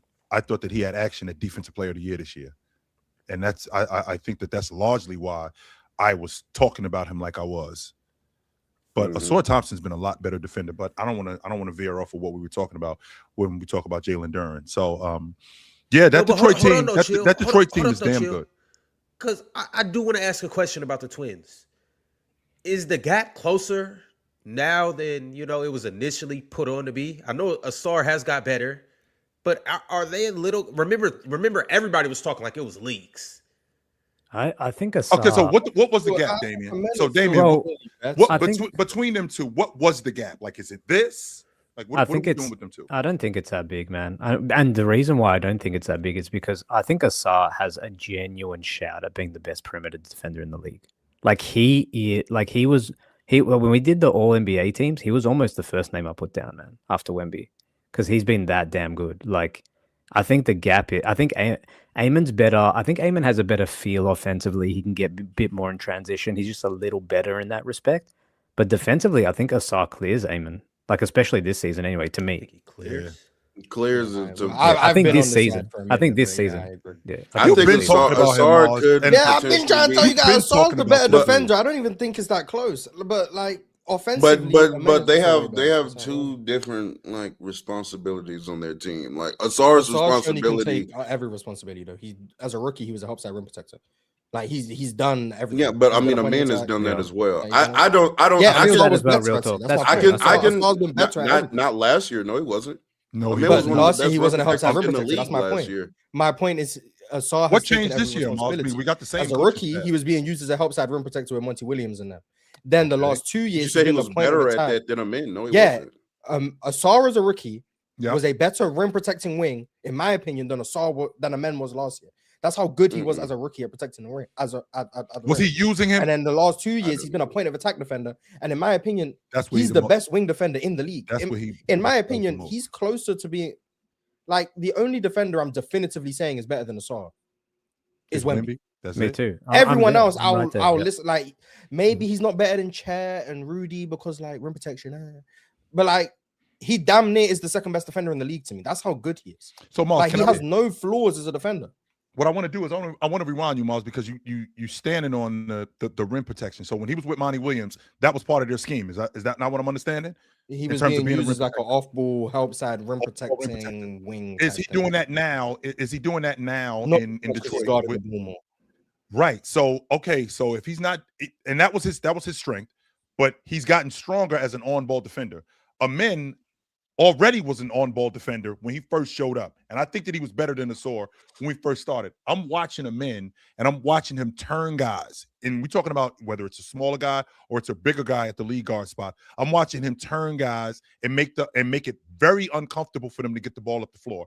Then when they get the ball back, I think he's better than them. I think he's better than Asar at shooting gaps.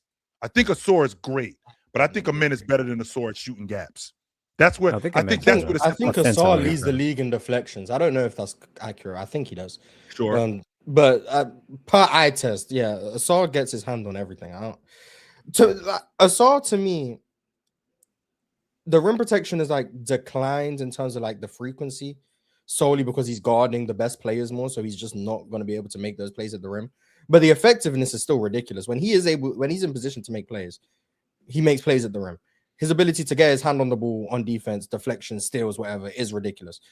Like he even like takes charges from time to time. It's like he just does everything, and then on the ball, that like you can't kill him on screens. But then even if he switches, he's still able to take away like pocket passes and whatnot. He's still in the play, and then his ability to play rear view pursuit is ridiculous. And like going back to OTE, Asar was the better defender. Like I think Asar's been the better defender their whole basketball careers that I've paid attention Their to. existence, sure. But I mean, sure. I think Asar can be graded as number one was again. Amen Thompson again was one of the best rim protectors in the league last year, regardless of position. So I don't think Ausar Thompson was better than Amen Thompson at rim protection when they were tasked with that responsibility.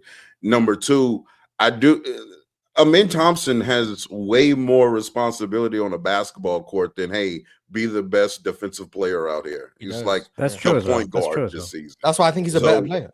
That's true as well. I don't Agree. I think if Amen Thompson was just tagged, just go out there and defend at a high level. Isn't that the Yeah, same yeah. argument why LeBron is apparently a better defender than Kawhi? Because he had offensive Because he's got more responsibility, and if he responsibility. didn't, he would be a better defender than Kawhi. I Isn't that the didn't same agree argument? that he was a better defender than Kawhi. That wasn't That's my my argument. point. That's my point. But I know. But we understand the argument that was made by some people saying LeBron's a better defender than Kawhi because Kawhi got to focus on defense in like 2013, 2014 because he didn't have the offensive responsibility that LeBron did. If LeBron had no offensive responsibility, he could defend better than Kawhi. Isn't that the same argument you're just making for Amen and Asar?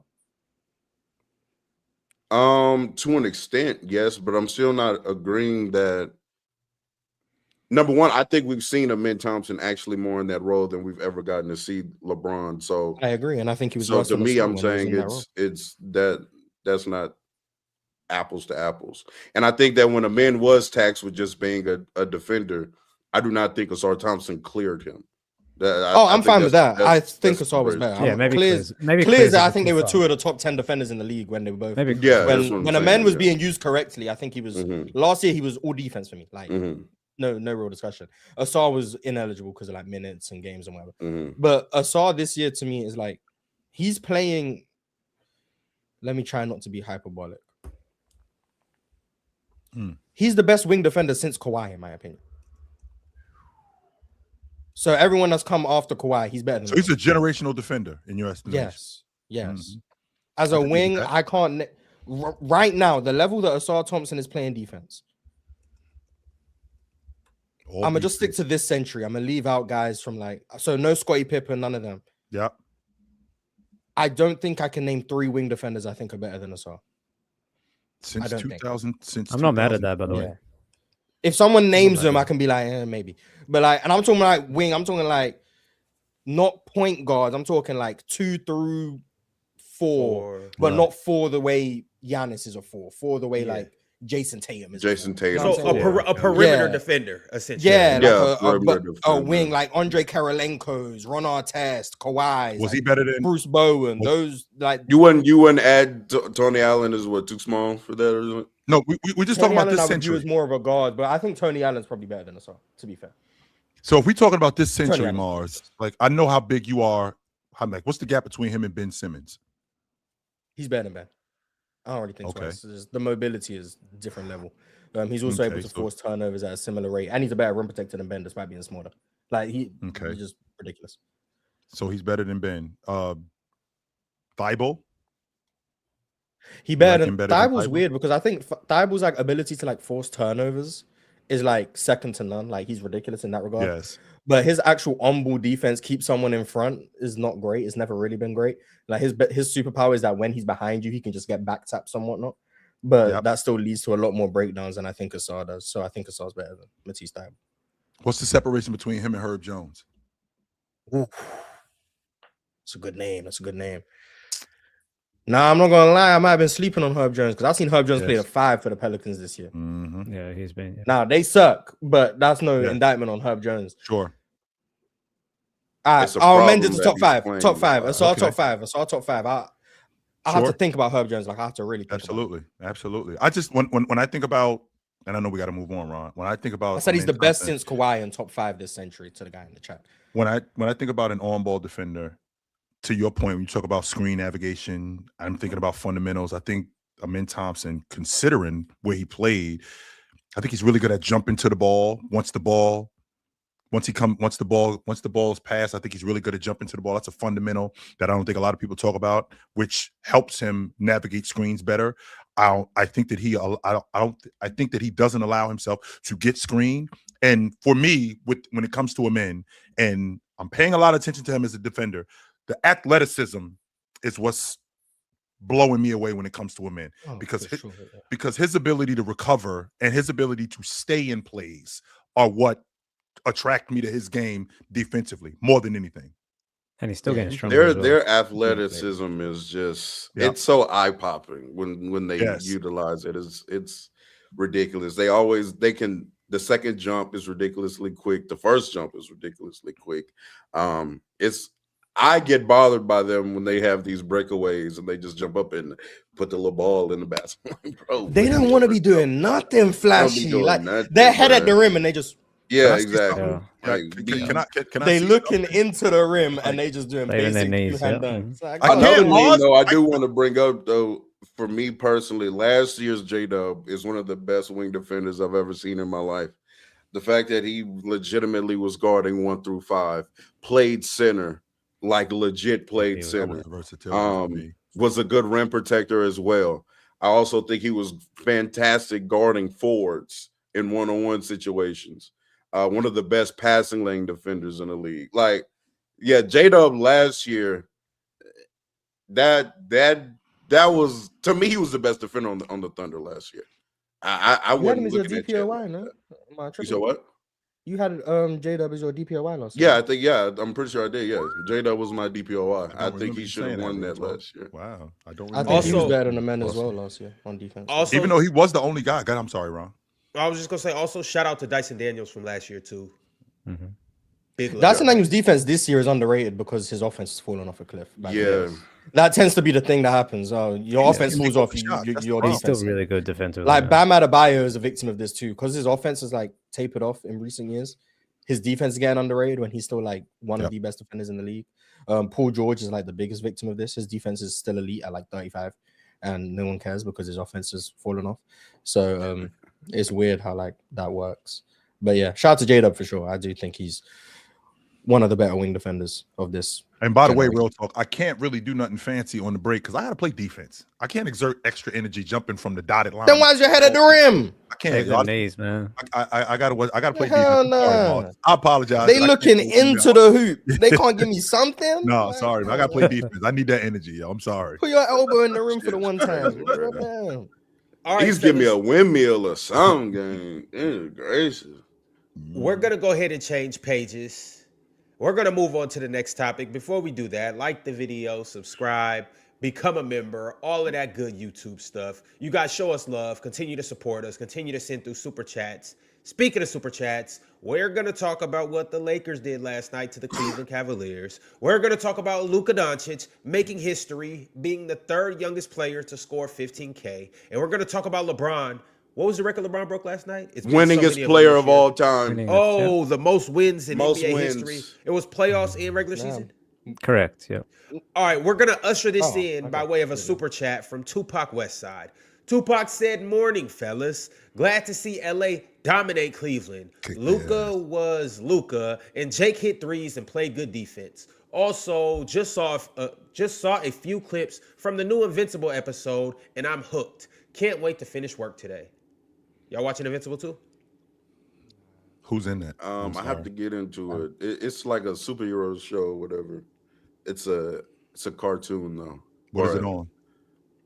I think Amazon Prime. Okay, I'll look into it.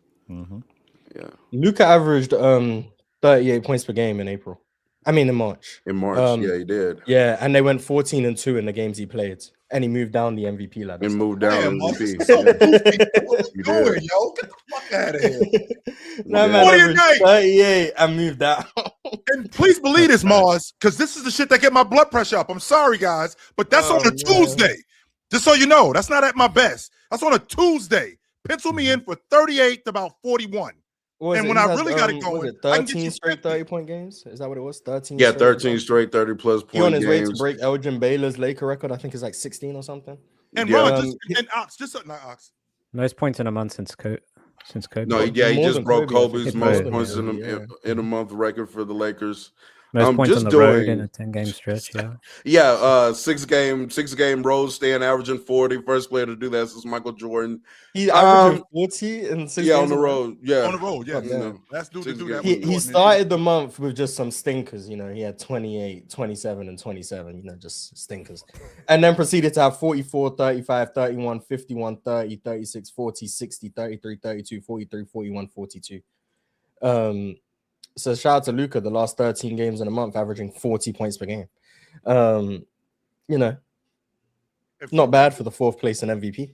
Just make sure that we clear that 38, Damien, is on a Tuesday. That ain't when I got it going, right? I'm not awesome. I'm on a Tuesday. Pencil me in for 38 to 41. When I got it going, I can get you 50. And when I'm really got it going, I can get you 60.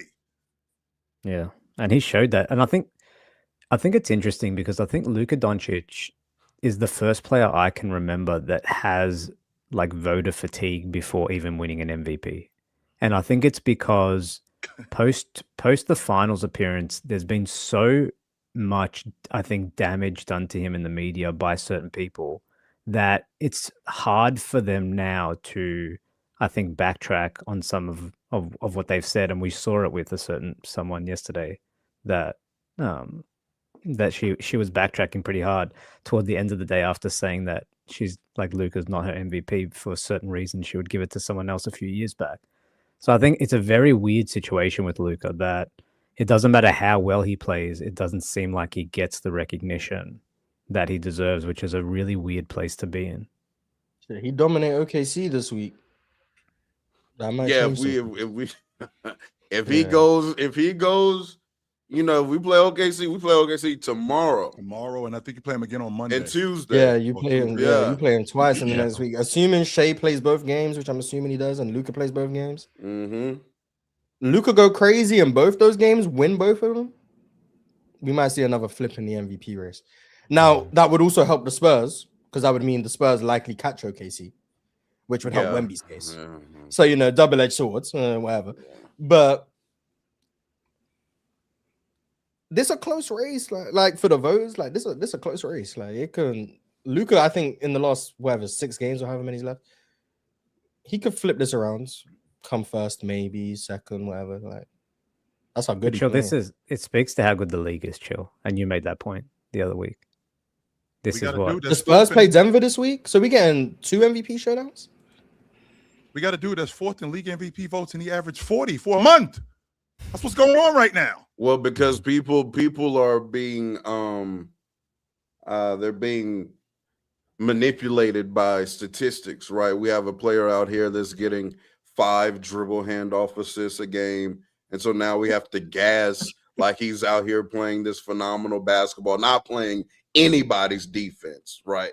Not doing anything defensively. Bro, so how about he's been having one of the and also the reason why he's getting these dribble handoff assists is because there's a nugget connoisseur that frequents this show that always tells us how he's playing with the best pull-up shooter in basketball. So, you know, it's not hard to get dribble handoff assists when you're playing with the best pull-up shooter in basketball, right? They're also counting assists when his teammates dribble the ball 4, 5, 6, 7 goddamn times after he's passed it, and they make a move and make a bucket, but all of a sudden that's an assist. You know what I'm saying? His true shooting has dropped damn near 10 percentage points since he's come back from injury. It dropped from 75. Hey.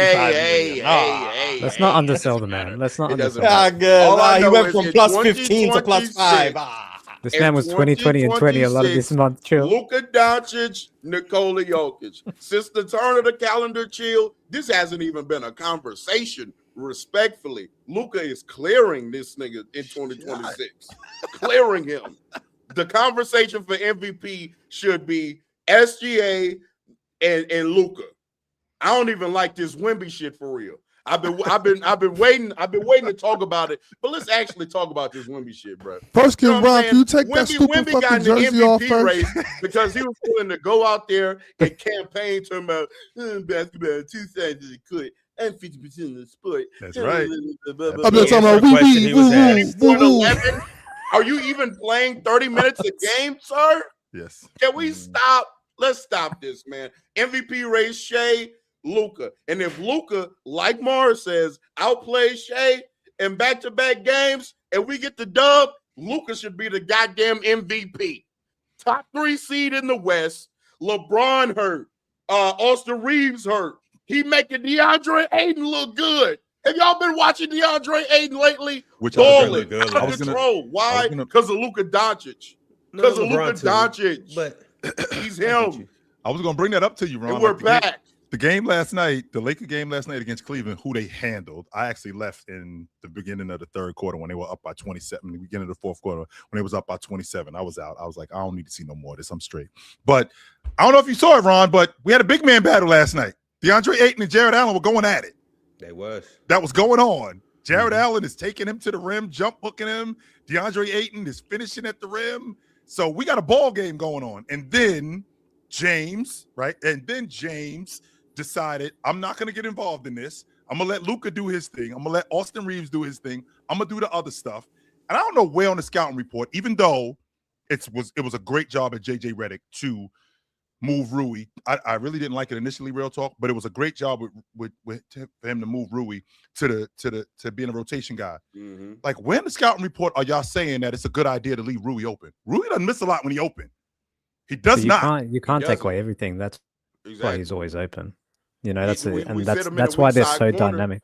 And we run pick and roll, and you got to tag. Low man got to tag Aiden, otherwise you know that's a lob.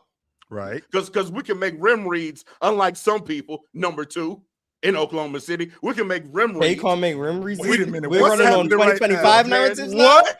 We running on 2025 What's narratives? happening right We can make rim now? reads, unlike some But it's people. not happening, You know what I'm Mars. saying? It is what it is. Hey, when Huh? Luka Doncic is playing like this, let me tell you something. This is the best on-ball offensive player ever. Ever. When he is hitting the step back 3, because you can't, how do you guard him? When he runs pick and roll, do you tag the roll man? If you do, we can make the skip passes. Huh? If you don't tag the roll man, we hitting the lob every single time. Right? If you're in drop, now what we're gonna do? We're gonna snake that little pick and roll. Y'all see the move to the step back 3, baha. If you switch and you bring your big out there, we're getting 60. Axe bam, nigga.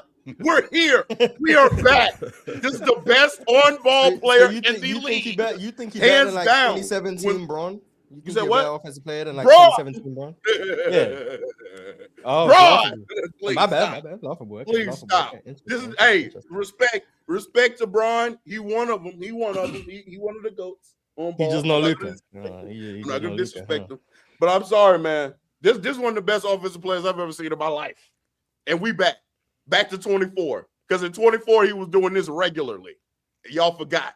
And he should have won MVP in 24. Y'all really sat there and gave the MVP to the 3rd best regular season player that year. Joel Embiid was first, got hurt. Then it was Luka Doncic. And then y'all gave the goddamn MVP to Nikola Jokic because he averaged 26, 30, whatever he did, and 50 plus wins or whatever. But Luka won 50 wins, but then nobody want to give him the MVP for that. Hey, after they traded post trade deadline and got an actual NBA roster around Luka Doncic, what happened that season, Ron? What happened in 24 after he got an actual roster? Best team in the league to finish the season and made a finals run, but we can't get no MVP love when we were in December carrying Grant Williams. Derek Lively wasn't playing, Kyrie wasn't playing, and all we were doing was averaging 38, 11, and 10. But hey, it is what it is, man. It is what it is. We're never gonna win the MVP because y'all want to glaze 7'5" guys that can block shots. Real talk, I'm not even going to disrespect you are the agenda 100% push. right. Yeah, I'm not disrespecting No. This is a valid agenda push. This is that's why I said I'm not going to disrespect it. valid. Like he's valid Like- and trying to get his shit off. I just think it's interesting. I just think it's interesting, Ron, that, just so we clear, this is the same chick you was living with a year ago. And about 4 months ago, you wasn't having it. You was very unhappy with her. Now we went to therapy. That's what it looked like. It looked like you were No, like, y'all didn't go to therapy. Hey, unjustified. chill. Y'all didn't go to therapy. Hey, chill. She just had a couple down months. Okay. That's all it was. Hey, my dog died.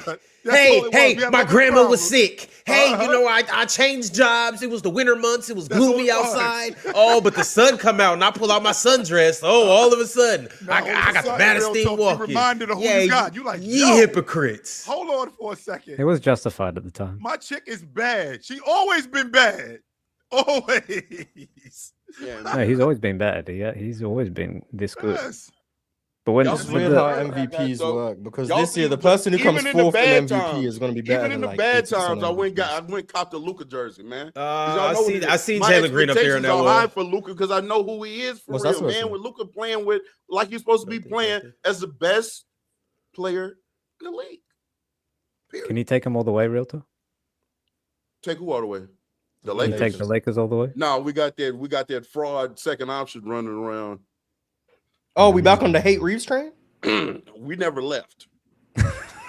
I just got to give him his Why credit. are you when he like be this? hooping. Wait a minute. I Why gotta are give him you his Why credit did when we he up be here hooping. having a conversation about I gotta Austin give him Reeves his is better credit. than Zach This is LaVine? what I understand. Like, we This was is what I doing don't that. understand.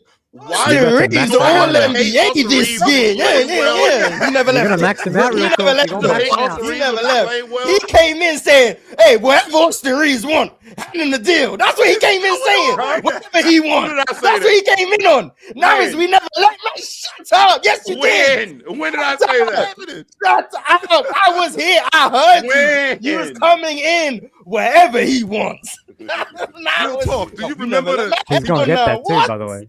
Real talk. Do you remember he better than Zach LaVine? You remember that Oh, conversation? I'm still like on that was Oh, going but that on. part, Yeah, yeah, you won I'm that still war. on You won that. that Yeah, war. I'm Yeah, still you on won that. that war. Yeah, Okay, yeah. you won that war.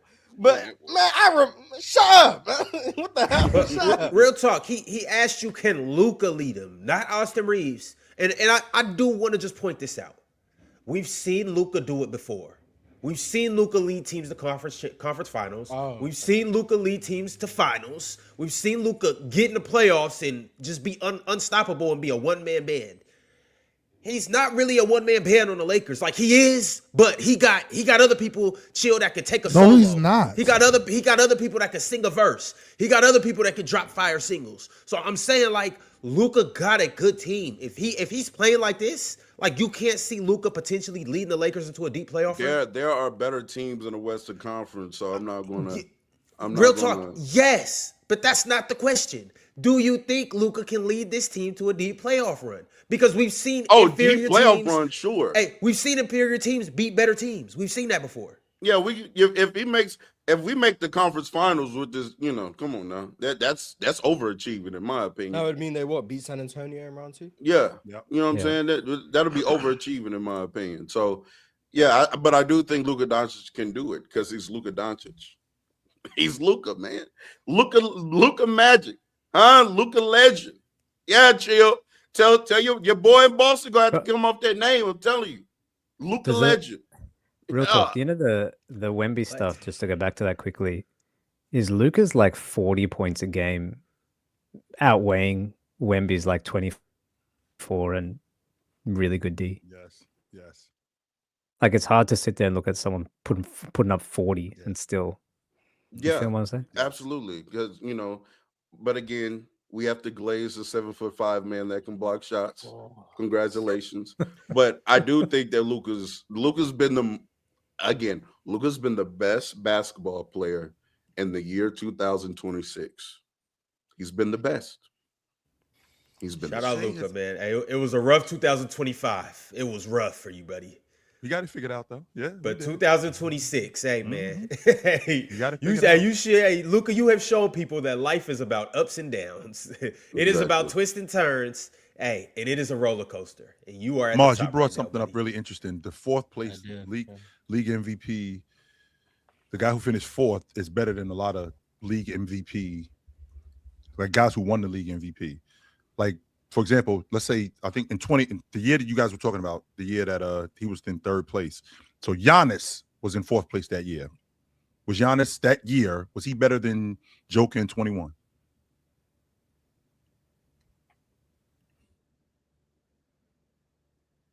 You can say that, yeah. I Yeah, could get with 21, that. yeah, Giannis is better than Jokic, yeah. Would you take Giannis that year over 19 James Harden, 18 James Harden?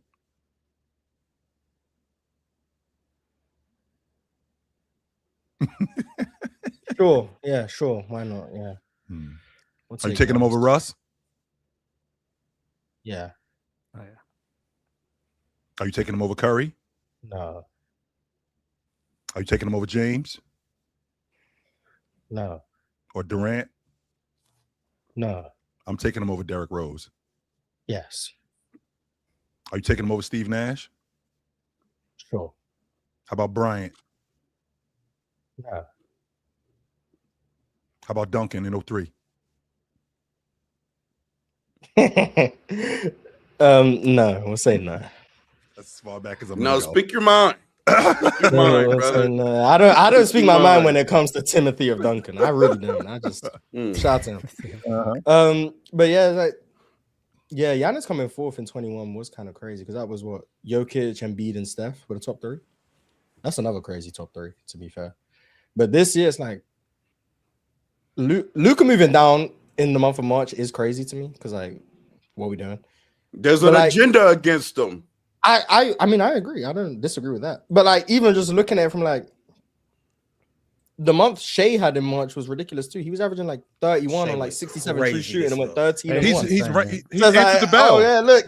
You can Shea golf is clap. still Real Shea, talk. but It also ain't being no like, golf clap. Real talk. It is Stop not a the golf bullshit, clap. real talk. It's not. He's also been the Stop the clutchest bullshit. player in the league. He's been the clutchest player in the league this month. I seen something. Shea hasn't missed in the fourth quarter for 2 weeks.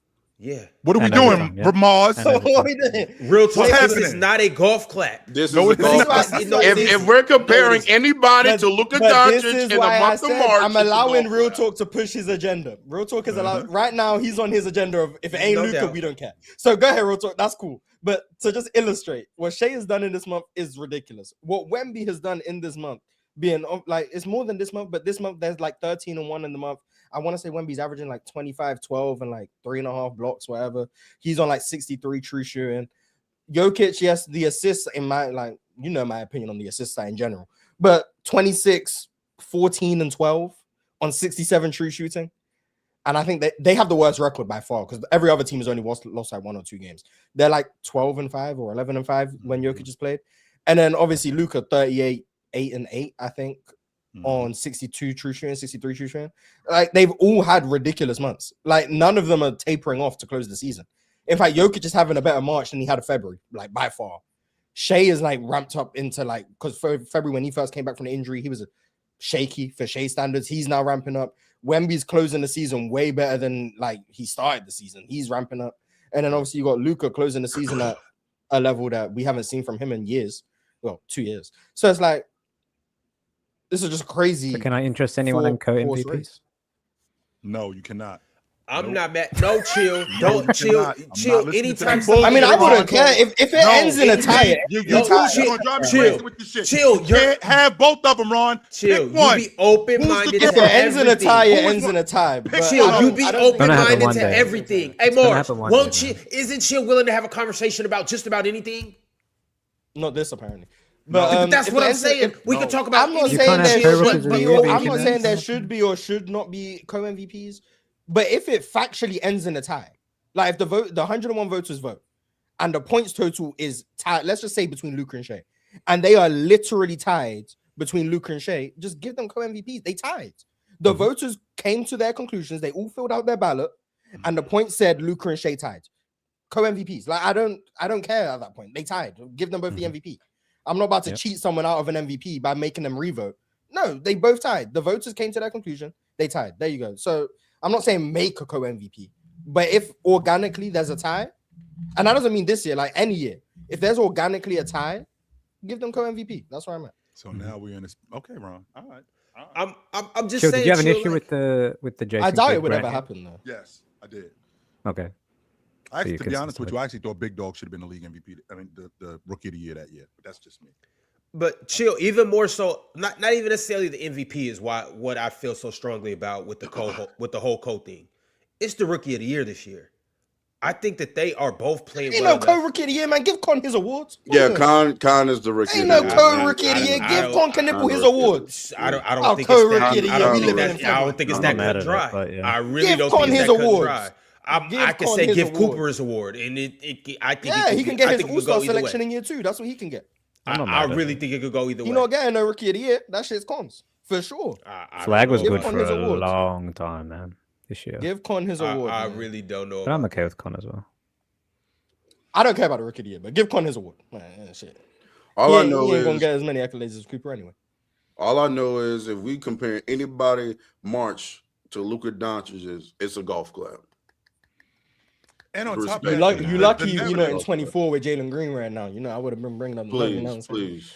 And Yeah, in but real talk, unfortunately we for us, have we don't to even close games no more. we so, have you to know. entertain the narrative too, because the narrative also goes into being the league MVP, right? So the fact that like we ain't talking about the fact, Luka just surpassed, he's third youngest guy to get 15,000 points. That's a big deal, right? So with that goes into what he's been doing, right? So if a guy scores that many points and breaks into that category, third fastest to do it, third fastest to do it, especially at that age, and he's in the same space with James, right? And guys like that. Okay, now we got to look at what he's been doing overall in the month, because he's already been getting busy from January up until this point. That's already been going on, right? So now we're doing that. So now we got to Player of the month in January, going to be player of the month in March. Now we got to. They also solidified the 3rd seed as well, Chill, during that month. Right. So they were the 3rd seed last year, and I think that we kind of overlooked that because it was James, and now we in a space with Luka, who's playing much better than James was playing last year, if I'm being honest with you. Playing much better than James was playing last year. And I think it's amplified even more. You figure these next, I think 6 or 7 games, I promise you real talk, this Oklahoma City tomorrow and Oklahoma City on Tuesday is gonna determine what the MVP race looks like. Because if he outplays Shea, who, by the way, has answered the bell in every situation that he's been in, he's answered the bell. If he outplays Shea these 2 games and they win, and the Lakers end up running the table for the rest of the season, boy, I'm gonna have to take these headphones off because that microphone got real loud. The only thing really that hurt Luke, well, you know, I can't even say that because he averaged 40 and went down in the race. But have you ever seen that before, real talk? Have you ever seen that before? No, ever in your life? No, because you know the media darling had to raise back up to third because you know dribble handoff assist. But if he didn't have the December that he had, that December really messed up Luka's year because it was like of the MVP players who probably has this year had the lowest low. Mm-hmm. So if that makes sense, but I also would argue though he's having some of the highest highs as well. So that's what makes him such an interesting some goofy player. shit like that. Mm-hmm. So I think you could argue all of them have had the highest highs at some point. Yes, that's fair. Yes, like Shea in like December. I think he definitely had the lowest like low. Though. Jokic the first 32 games, Wemby in February, and like it's like all of them have had like ridiculous highs. So I'm not saying he hasn't. I'm just like that man Jokic was averaging a 30-point triple-double on 75% true shooting. Like it was 71. I think there's a number that if like do we understand? Like, you know my opinion on the assist stat in general. Like, I'm whatever. He was the best offensive player in the sport his first 32 games of the season. Like, and it wasn't, in my opinion, it wasn't particularly close at that point in time. Like, that's how good he was playing before he got hurt. So, like, and then since he's been back, yeah, I think it's tapered off like substantially to the point where he's like, he might be the 3rd best offensive player in the sport. Sky is falling. So I don't know. I mean, it is when that's your whole case because you don't play no defense. I agree. That's why he moved from, for me, it was a clear top 2, Shea and Jokic. Now he can be 4th. It hurt his case. It did. All right, the fellas. margins are small, yeah. Mm-hmm.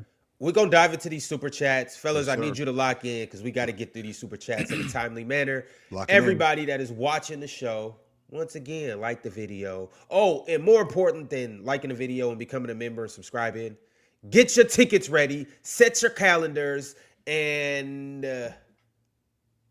be ready to pull up and support our Portland show. We are the first NBA podcast ever to pull up to an NBA arena and do a live show before an NBA game. We're going to be in the MODA Center. One night, one arena, and this is going to be an experience that you don't want to miss. We'll have our live show. We'll have our meet and greet. We'll watch Kawhi Leonard and Denny Avdia go toe-to-toe again just like last night. Hopefully Kawhi doesn't get cooked again. And then after that, we will hit the mean streets of Portland and have a good old grand old time. Right, Mars? It's going to be something that you don't want to miss. We will see you guys April 10th in PDX, in the Rip City, in the Rose City, in the Rose Garden. It's going to be a time to be had. We'll see y'all there.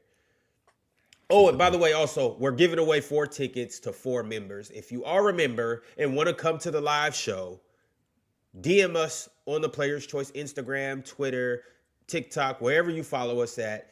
DM us. Tell us that you'll pull up. If you're for sure going to pull up, we have a ticket for you. Doesn't matter if you're y'all giving away tickets. Damn, whatever the case may be. I mean, we got a community. That's crazy. You know, we showing love to the members. You know, so if you do want that ticket, pull up. Come holler at us. All right, Red Hacker sent through a super chat and said, Luka, MVP.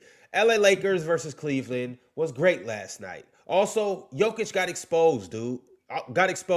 Dude is getting the John Stockton assist treatment. It's crazy bad. You know what's crazy? Like, how do you guys not realize that assist is a stupid stat yet? Like, I don't. There used to be a time where you couldn't take more than 2 dribbles. to get an assist. I thought it was one dribble. That's it. Like if I'm in transition, it's actually- you hit me, man. boom, Like, they be giving and then out I go assists up for with it. anything. Boom, shot. By the You way, guys don't Chill. remember when I went through every Jason Tatum rebounds in the playoffs? Yes. And he got 4 rebounds where he didn't even get a rebound? It was I unassisted. watched Porzingis get a rebound. They gave that shit to Jason Tatum. Shout out Like- JT, man. These box scores be fake. like other than points, because like you can't really fake points. Mm-hmm. Only unless like the other team tips it in and then the closest person they can determine who the closest person is. Cool. Other than that, but these assists, like you go watch any player's assist. It's not just Jokic, but Jokic is like he's the easy one to use right now because like if you see them, they are egregious. But use any player. I remember I spoke about it a couple years ago. I want to say it was maybe Markelle Fultz. Like he ended up passing the ball when he was on the Magic. He ended up passing the ball to someone 30 feet out. They had a whole ISO.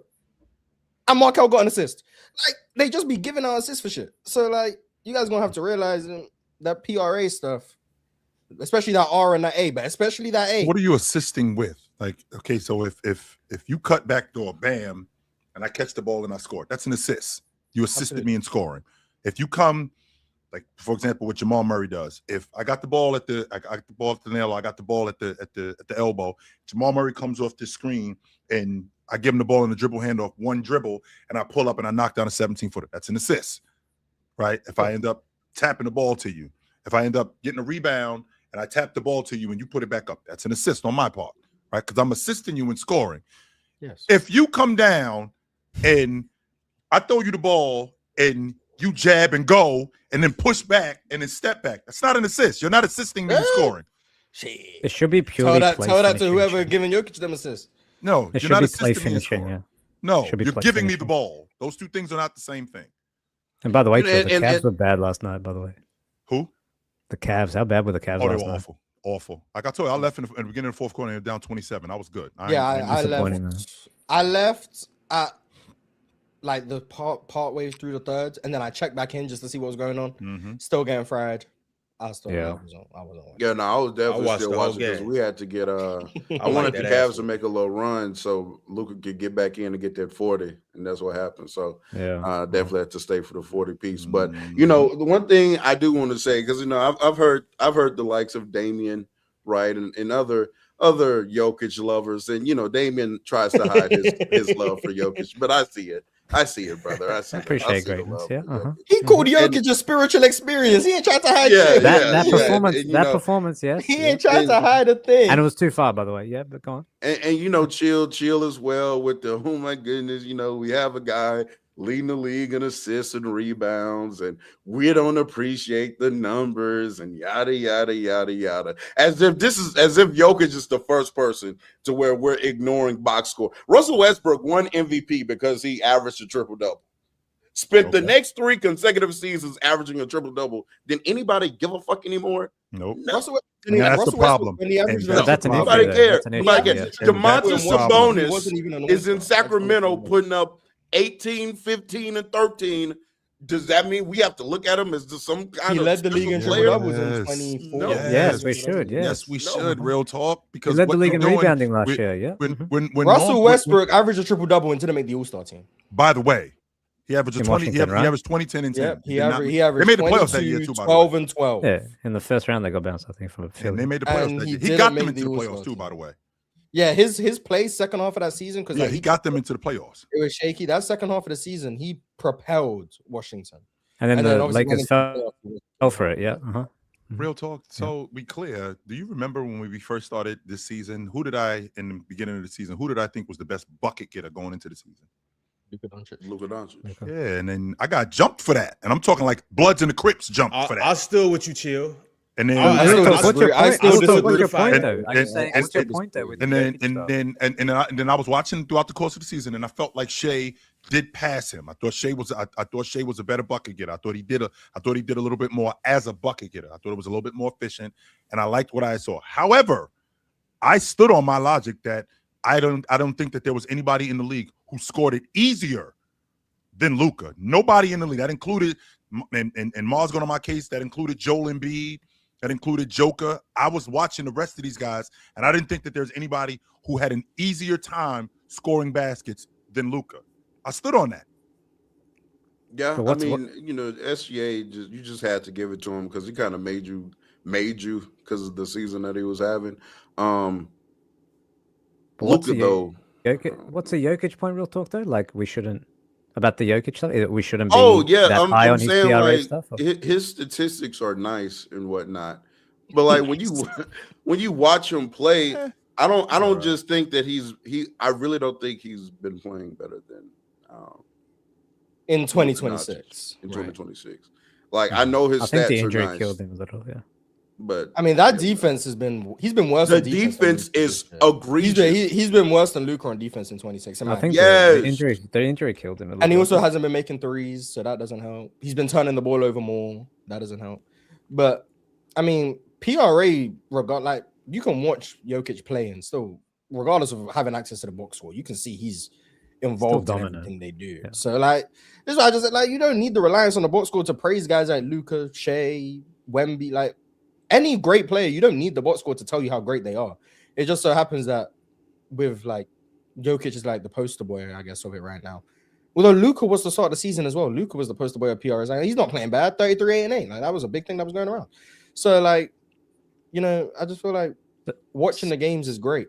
Like Russell Westbrook in Washington, the last 36 games of that season, He got busy. averaged 24, 13, and 13. Yes. Yeah. And he didn't make an All-NBA No team. point guard to me. And I'm not saying he the should have made an Lakers All-NBA traded for team or shouldn't, but he averaged 24, 13, and 13. Yeah. Some of those stats, some of those stat lines Russell Westbrook was putting up in Washington in the second half of that season. Like I do remember like a 20. He had 19, 19, and 10. 19 or something like 35, 14. These are all games in a row, by the way. This is when the streak started. He had 42, 10, and 12. Then, he only had 5 rebounds. 23, 5, and 17. 26, 14, and 10. 35, 15, and 13. 29, 13, and 13. Oh, he had a stinker here. He had 14, 4, and 12. 13, 18, and 9. 19, 19, and 10. 35, 14, and 21. 22, 15, and 14. 16, 11, and 12. 26, 14, and 5. 23, 14, and 11. 23, 14, and 15. 19, 14, and 14. 17, 11, and 14. 25, 14, and 14. 25, 15, and 11. 36, 15, and 9. 15, 14, and 11. 13, 11, and 17. 14, 20, and 10. 37, 11, and 11.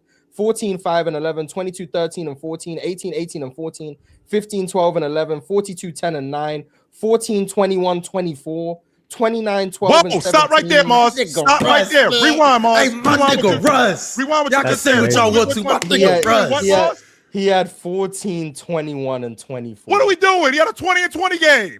Hold on, say that one more time. Rebounds and assists, by the way, 14 points. So he had a 20-20 game. He had 21 rebounds, 24 assists. Then followed that up the next night. 29, 12, and 17. Then had 13, 17, and 17. 33, 19, and 15. 28, 13, and 21. 34, 5, and 15. 21, 12, and 17. And then closed the season with 23, 15, and 10. This is what I'm talking about. That's what he didn't make an All-NBA. That's why the Lakers traded for him. And he didn't make an All-NBA team. Listen to what Mars just said. Like Mars just ran down the numbers. Like you guys just completely hurt. You guys completely missed. He had 30, 33, 19, and 15. That's 30 and 20. What y'all doing? Nikola who? So he real did that talk shooting 45% from the field, by the way. So for Russell Westbrook. So real talk, has Jalen Johnson moved you this year at all? No, I'm not very high on Jalen Johnson. And like that's because that. of Russ. And that's because of Russ. I'm not that high on Jalen Johnson just because I don't like he's good. I do think he's good, but I don't think what Russ did was he normalized something that's fantastic. Yes. Mars, you just ran down 14, 20. I'm the lead guard, by the way. This ain't really my job. That's really not my job. 20 and 20, 24 assists, 21 rebounds, and 14 points. And then he turns around in that same week. He goes 33, 19, and 15. That's 30, 20, and 15. I ain't never seen someone. What's going on, Ron? What's happening right now? And this dude did not make the All-Pro team. You telling me that there's 15 dudes in the league that had a better season than that? Your favorite player could never.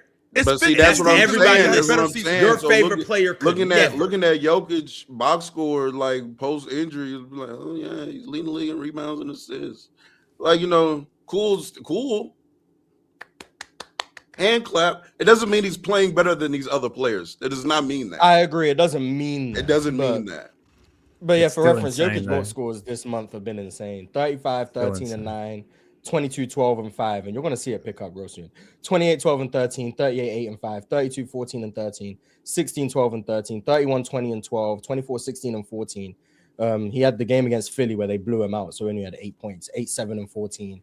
29, 14, and 9, 22, 8, and 9, 22, 14, and 14, 23, 17, and 17, 33, 23, 21, and 19, 33, 15, and 12, and then 25, 15, and 8. Like, it's just, insane, man. the numbers are just ridiculous, but that doesn't mean he's playing better than everyone, to Real Talk's point. It's a similar thing with Jalen Johnson. It's a similar thing with Denny Avdia. Like, the box scores are getting filled up to a degree that, like, in previous times it wasn't. That doesn't mean they're better than whatever guys or whatever. All right, fellas. The super chats are getting filled up to a crazy Yeah, extent go ahead. too. Sorry. Doesn't mean that these super chats are better than super chats from years ago. It's just, you guys Is are. that true? Wait a minute, Ron. Is that true what Grumsy just said? They gave Player of the Month to Wemby? No, they haven't. In announced March, this is a have- disgrace. They That's what I'm have- saying. There's an agenda against Luka Doncic. They have not announced it Agenda yet. against Luka Doncic. This is I don't know if crazy. I'm out Real yet. Talk ain't even gonna fact check it. He's just gonna believe it. Yep, I'm gonna believe it. Yep. Go ahead, Ron. I'm sorry. They'll probably announce it tomorrow. They usually announce it on the second or third day, but it definitely hasn't been announced yet. Grumsy said April Fool's. Good. I'm glad I was April Fool. He was just If they give believing. that believing. award to anybody but Luka. Grumsy, you It's know that going I'm not to going to be a believe anything that travesty. you say to me ever again now, right? Just so you clear. Anything that you say after that, I'm never going to believe a word that you say. Anything that you April say- Fools though, Trill. That's not how April Fools work. No. I wonder where who I the player live. of the month in the East. That's really because that conference just. Go ahead, Ron. I'm sorry. All right. Hoops Jalen Never Earl. Stop said Missoula and Daigneault are the two best coaches right now, in my opinion. But I absolutely love how Charles Lee got Charlotte to play in quality basketball. For real, changed life down there. Shout out. Yeah, he did. Yes, he did. Salute to Charles Lee, man. Ox, where you at with, man? I thought you was gonna match my Luka hype. You was bigging up Luka in the off season, right? What you wanted Luka to play some defense. We playing defense now. We're playing defense. Talk about it. Ox. I'm in the You same supposed place to I've be on the been. train with me. Come on, bro. I'm in the same place I've been. You know what I'm saying? That's why I asked you earlier. How is Jokic still ahead of Luka Doncic in the MVP race? Man, You know, 'cause, I'm still curious about that. I Politics. want to know. I also want to know how is Victor Wembanyama ahead of Luka Doncic in the I want to know MVP that race. too, Ox. These are questions. These are you see, and this is the thing though, real talk. See, my Luka praise, somewhat Laker praise, I suppose, has been That was hard. That was has been difficult. it has been spread out all season. So I'm not on the high you are right now, but I feel where you're coming from, and I have some of the same questions you have. I think Damien, I think you said it that it seems like there's like a voter fatigue for an award that Luka hasn't even won yet. It's weird to me. It's like I don't understand what is this anti-Luka for MVP thing that's been going on in the NBA for a while, because I also believe that Luka was supposed to win it the year Shea won. So was that last year? Yeah. Or was it the year before? I think 24. you're talking about the year before. Yeah, 24. Yeah, 24. The They one. gave it to So Jokic Jokic that got year. that one. Yeah. I also believe that Luka Doncic was Yeah. obviously the MVP that season. So I don't know. It's just it's rough. It's rough with the Luka Doncic thing. I don't know. And not too much on Rachel Nichols, but she tripping. All right, fellas, 34, I'm grabbing 99, can't get no I'm grabbing the MVP, wheel 50 again. plus wins. Yeah, what you got, Crazy. Ron? Bringing us back to the super chats, fellas. I need y'all to lock in. We got in. a ton of super chats, and I got to Locking get out of in, here Ron. early today. Locking in, Ron. B True said, "Good morning, fellas. Man, going back and watching, people really need to watch how D Wade was dominating both ends of the court versus the Pistons in 05 before the injury and in 06. The 06 Eastern Conference Finals was crazy." Yeah. And they don't know. Should go back and watch. Yeah. Those D-Wade was Pistons series, you know what? And honestly, I think I tend to agree with Pat Bev more than I disagree with Pat Bev when it comes to like on the court stuff. But he's tripping right now. Yeah, And I think when D Wade came back at him, what he said, I think Pat Bev took it to a personal level. He's like, okay, well, fuck you then. If I'm not, so now I think he just attacking D Wade now. But yeah, this whole D Wade shit is crazy. Mm-hmm. D Wade is closer to Michael Jordan than James Harden is to Dwayne Wade. Absolutely. I disagree. Absolutely. That's yeah. Okay. Yeah, I disagree, but I understand the sentiment. Yeah, I disagree, but I understand the sentiment. Whatever. Yeah, I've only seen two guards give that Pistons defense major problems. One of them's D Wade. I think Ox would know who the other one is. But one of them is absolutely. Yes. Absolutely. Because you know what's crazy about that? Mars, it took every ounce of control and restraint I have to not jump on what Real Talk said and throw Manu in there. As well. I had to get some Manu Ginobili prop in here somewhere. I had to get it there. Oh man. Woo. Real Talk, I don't think you went far enough with that. But with the Dwayne Wade? It's not even close. I don't even understand this conversation. I don't think Allen Houston is better than James Harden. So I mean, for you, that makes sense. People forget how cold Dwayne Wade was, man. He was so. D-Wade was so nasty. It sounds like you guys are forgetting how cold James Harden was. Top 10 player of all time with a longer prime. Bona fide, without a doubt. He might be in my top goddamn 5. I'm not gonna lie to you. Oh yeah, but you're just higher on D-Wade than you think he's better than like Steph and KD and them. So it's like peak for peak, best for best. I just don't. Yeah, I don't agree with you, but I understand how you could come to that conclusion. So, which would explain why you think he's closer to MJ than Harden is to him.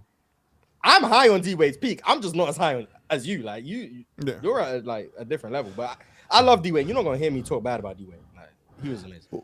One day, Ron, one day, y'all, we got to. I mean, not like for an episode, obviously, because like, who wants to have an episode about this? But we got to really sit back and think about the like. What knees have done to the NBA, like, you know what I'm saying? You know what I mean?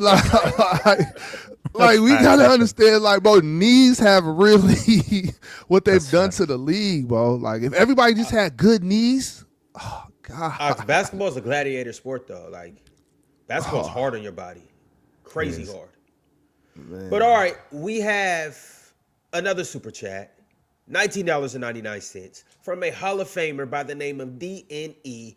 MLV. My man DNE said, being so box score oriented is tough, man. It's tough, man. There's a principle called Goodhart's law that is pretty applicable here.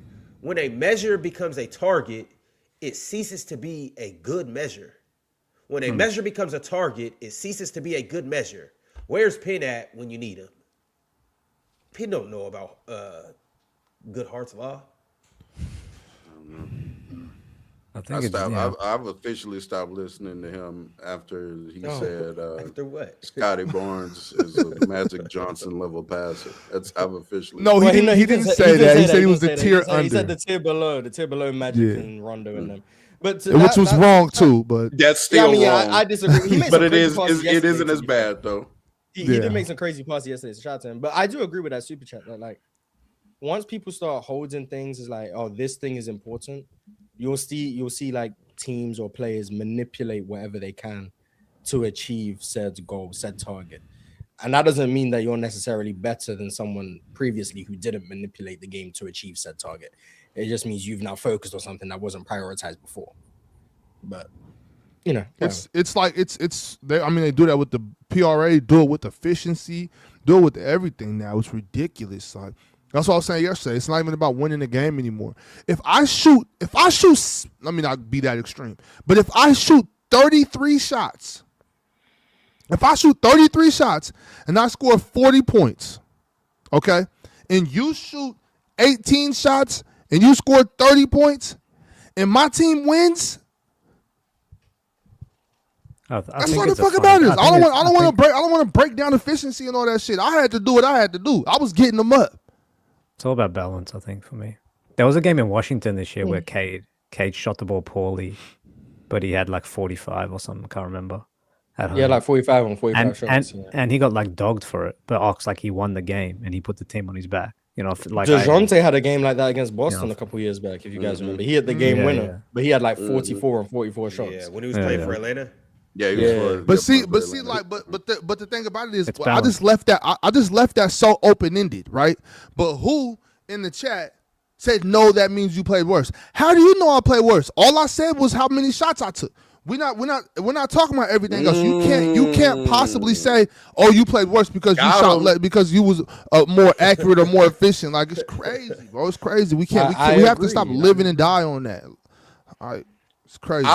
And I'm coming around too on on Jaylen Brown's MVP case, because I've participated in something that I now deem as nasty with the on-off numbers. I'm not gonna lie, because they are winning. You know what I'm saying? Like, right.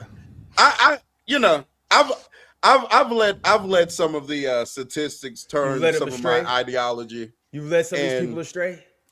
I told you were becoming Spreadsheet FC. You ain't want to listen. Yeah, I told you was becoming Spreadsheet FC. Yeah, like Jaylen Brown is winning the games. Like, I don't like. Oh my God, they're the same offense. We need something. Yeah, I mean, but they're like winning.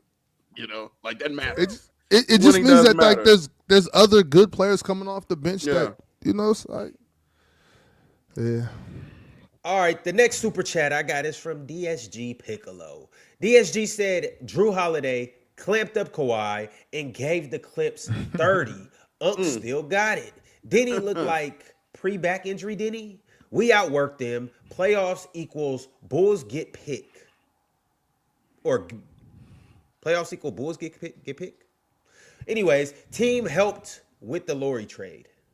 So I'm guessing he's saying that the Bulls pick is protected or whatever. So if they make the playoffs, it goes back to Chicago? Probably, yeah. Assume. I don't keep up with picks, so I might be wrong, but that's the way I understood it. My man, shout out to the Blazers, though. They hoop. Or the Blazers pick is protected or whatever. Yeah, you're like, you're what, about a week and a half, 2 weeks from on me 100. Oh, the playing shit? Yeah, Ron. Which and if I don't get my bread, Ron, I promise you, when I see you, I'm choking the shit out you. I swear. That was $40. Yes. It was not $40. Or you're lying. Hey, y'all Chat, get the clips, man. Come on, chat. Clip it up. Check it. We need fact that. check it, and then after you fact check it and find the clip, run it through AI for me. Look like them Blazers. Can make the playoffs. They're gonna make the play-in for sure. Look like them dudes is playing. Chill. We bet playoffs though. Yes, we me did. and Real Talk bet play-in. Me and you bet playoffs. Hey, so chill. Real Talk small because he had Portland in the top 6, but he bet playing. So good work, man. Come on, man. You know, always got to take the plus money, man. I knew that was gonna hit. You Real Talk, young for taking that bet. Hey, Real Talk. Your money was just cherry on top. I really came for Chill's money. So Chill, you and Real Talk discuss how you guys want to handle this transaction. And, you know, we'll go from there.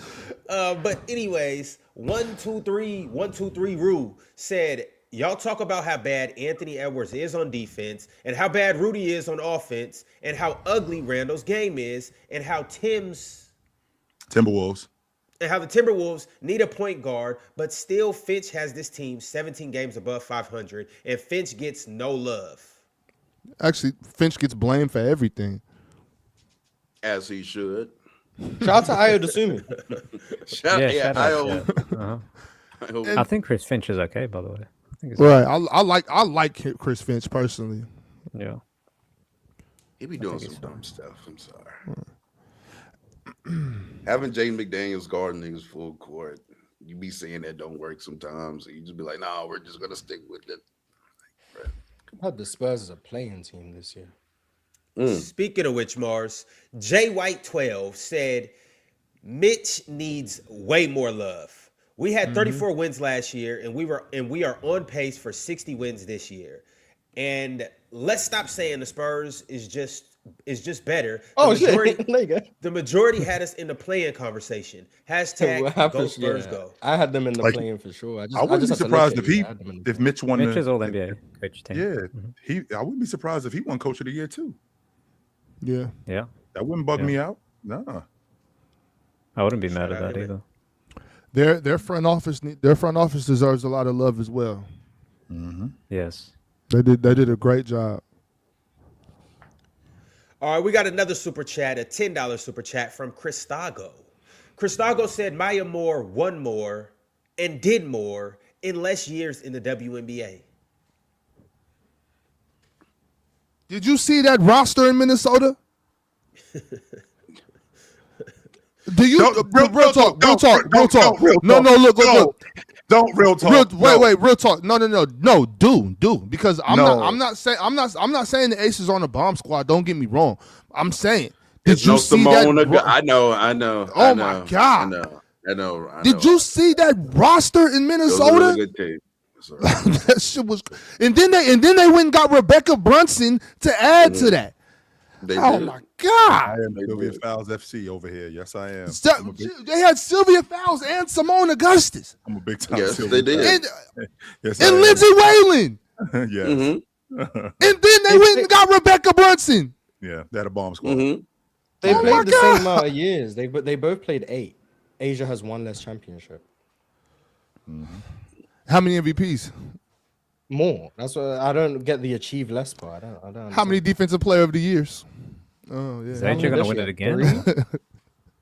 Yeah, I don't understand the achieve less part. I don't even think that's true. Just less championships. They're talking about championships. Championships. That's it. But she's It's won about 4 rings in the MVPs. W. It's 4 MVPs to 1. Like, Are they the favorite? Because again, she was also? playing on the bomb squad. You ain't just hear that? It's hard to win. Wait. MVP on I the thought bomb Asia squad. had a bomb squad. Where But all it's that? four Just saying MVPs it was to one. one. Bomb and squad. Asia has 2 finals MVPs to Maya Moore's 1.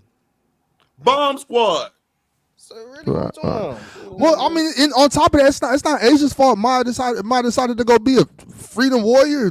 You know what I'm saying? You know what I'm saying? Everybody ain't falling in love with their pen pals. Like, they do that. it's a Maya Moore issue. This shit don't got nothing to do with Asia. She did do that. Yeah.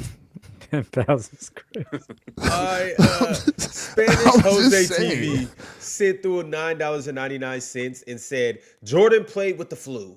Tell the B to lace him up. By the way, did the league stop that? ? I don't recall anyone else playing sick since Michael Jordan. Joel Embiid played sick 2 days ago.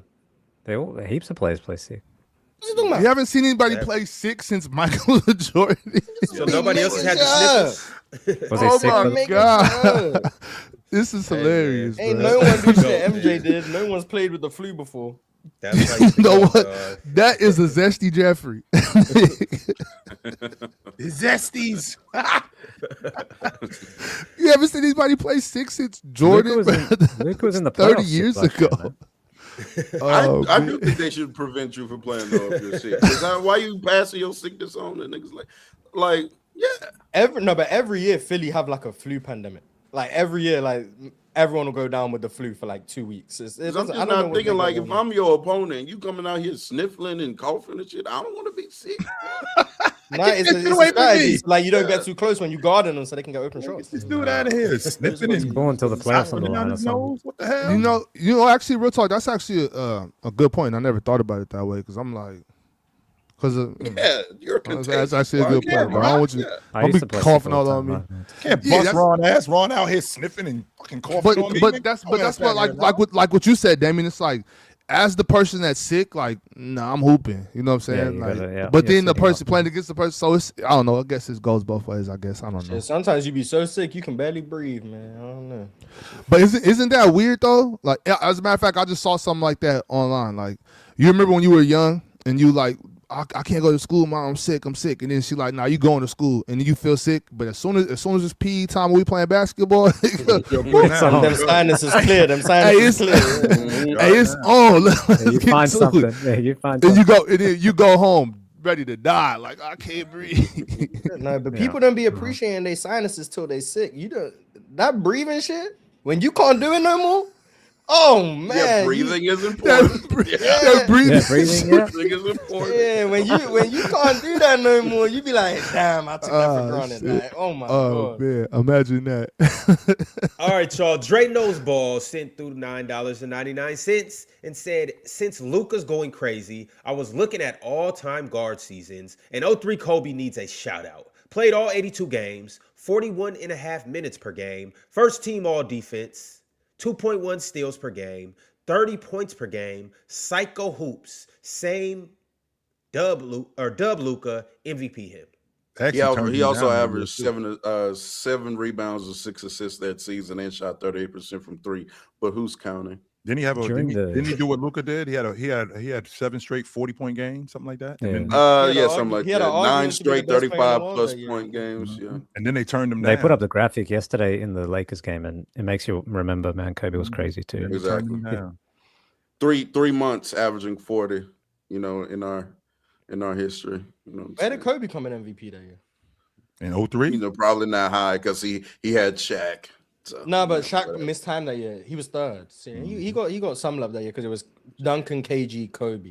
Should have and then been the T-Mac was fourth, I MVP. think. I'm saying it is what it is, man. I disagree, but Shout out to respect. Duncan for rebounding and stuff. KG was my MVP, but it is what it is, Well, oh yeah, chill. You're right. We did have to turn Kobe down to appease Shaq's ego. You had to turn him down. No, that actually happened because they was losing the big fella, so they had to turn him down. Leaf Diggy sent Kobe's the bad $9.99 super chat. Leaf Diggy said, "Just got in, but Ron, I will send you the 40 current New York player list, and I finally figured out that Jalen Duren is turning into a fused version of Chris Webber and Dwight Howard. As a number two to Cade, will the Pistons win the East?" They can. Version. I think they I think people have been slightly sleeping on the Pistons' chances to win the East because of that offensive shortcoming. Like this defense is ridiculous. Like Yeah, I hope, it is. Yeah, like their defense is they can hold teams to like 100, south of 100 if like they really lock in, slow the game down. They really can. That's how good they are defensively. So I think they can get out of the East. Now winning the title, it would be tough, but I think they're one of the few contenders in the league. That's how good I think they are. I agree. They can flip OKC's strength as far as like there are rare teams I feel like in the league. Spurs are another one of them to where they can play OKC and potentially have the best defense on the court that game. Because that was very impressive what they did with Arcade. Yeah, Ron Holland was guarding Shea. You know. Yeah, the defense insane. Apparently, I'm crazy for saying they start calling that push off. Shea may drop to 15 PPG. They can't start calling that. If they start calling that the dip that we'll see from the fall off we'll see from Shea will be ridiculous. Yeah. Like I don't even think that three was an offensive foul. If I'm being honest. Well, I don't know about that one, but he definitely extends that a whole lot. He extends it so much, and it's just like if they start calling that, I think it will be a disservice. Like I don't think they should start calling that. That would be wrong. All right, they've been letting Shea push niggas off of him for like. He's been doing it for 3. That's what I'm saying. He's been doing it for a long time, and it's like if they just start doing it now, it's like they start calling it. They start calling it negative 8 true shit.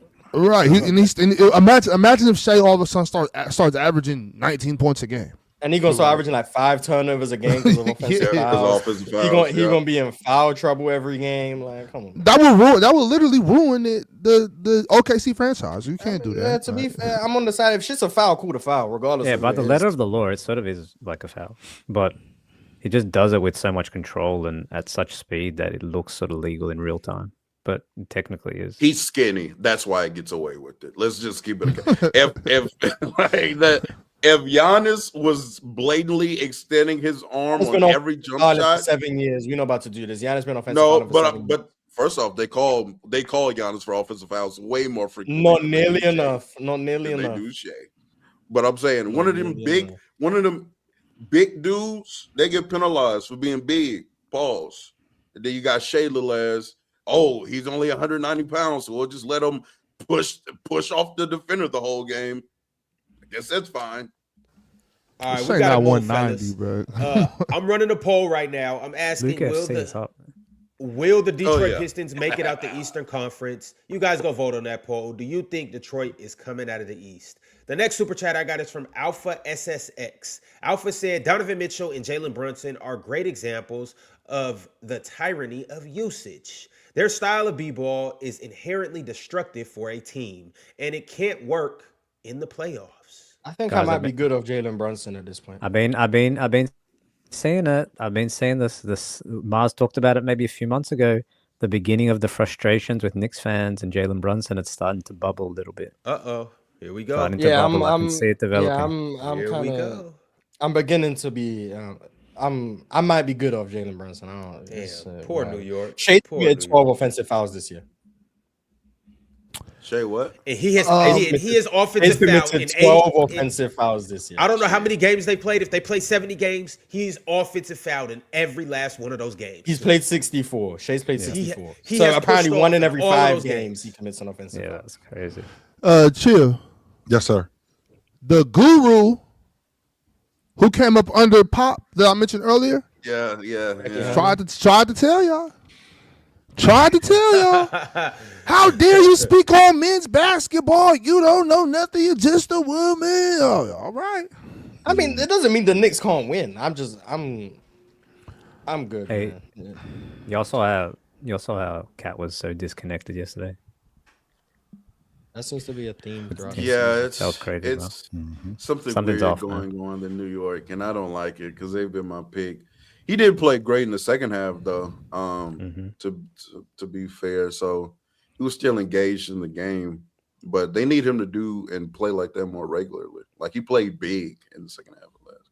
Yo, I'm gonna step in. As much as I would hate to talk about New York, I actually would love to move on more because we have 40 super chats and we got to get out of here pretty soon. Bucket Factory 1 said Luka Doncic is the fastest player to reach 15,000 career points since Michael Jordan did it in 513 games. Oh yeah. What's he averaging on his career? Like 29? Something like that. 29.3. Nothing too I think. crazy. Just over 20. All right, the next super chat is from Flash Orion. Flash said it's actually crazy. People on the panel was calling Luka washed, saying he's not even in the same tier as the top players, basically, writing off his career. You remember you guys was doing this? I definitely said that second part. Y'all took that pump fake from me, calling him washed. I was just saying what the player said. That was just a quote from the player in a clip. So but I was wrong. You were rage baiting? You were clip farming? You were clip farming? Rage baiting, maybe. Foul rage baiting? Yeah, okay. Ron, Can we do this one next? Which one? This one. Yeah. Jordakai03 sent through a members chat and said, Ox, she not gonna let you hit, bro. Give it up.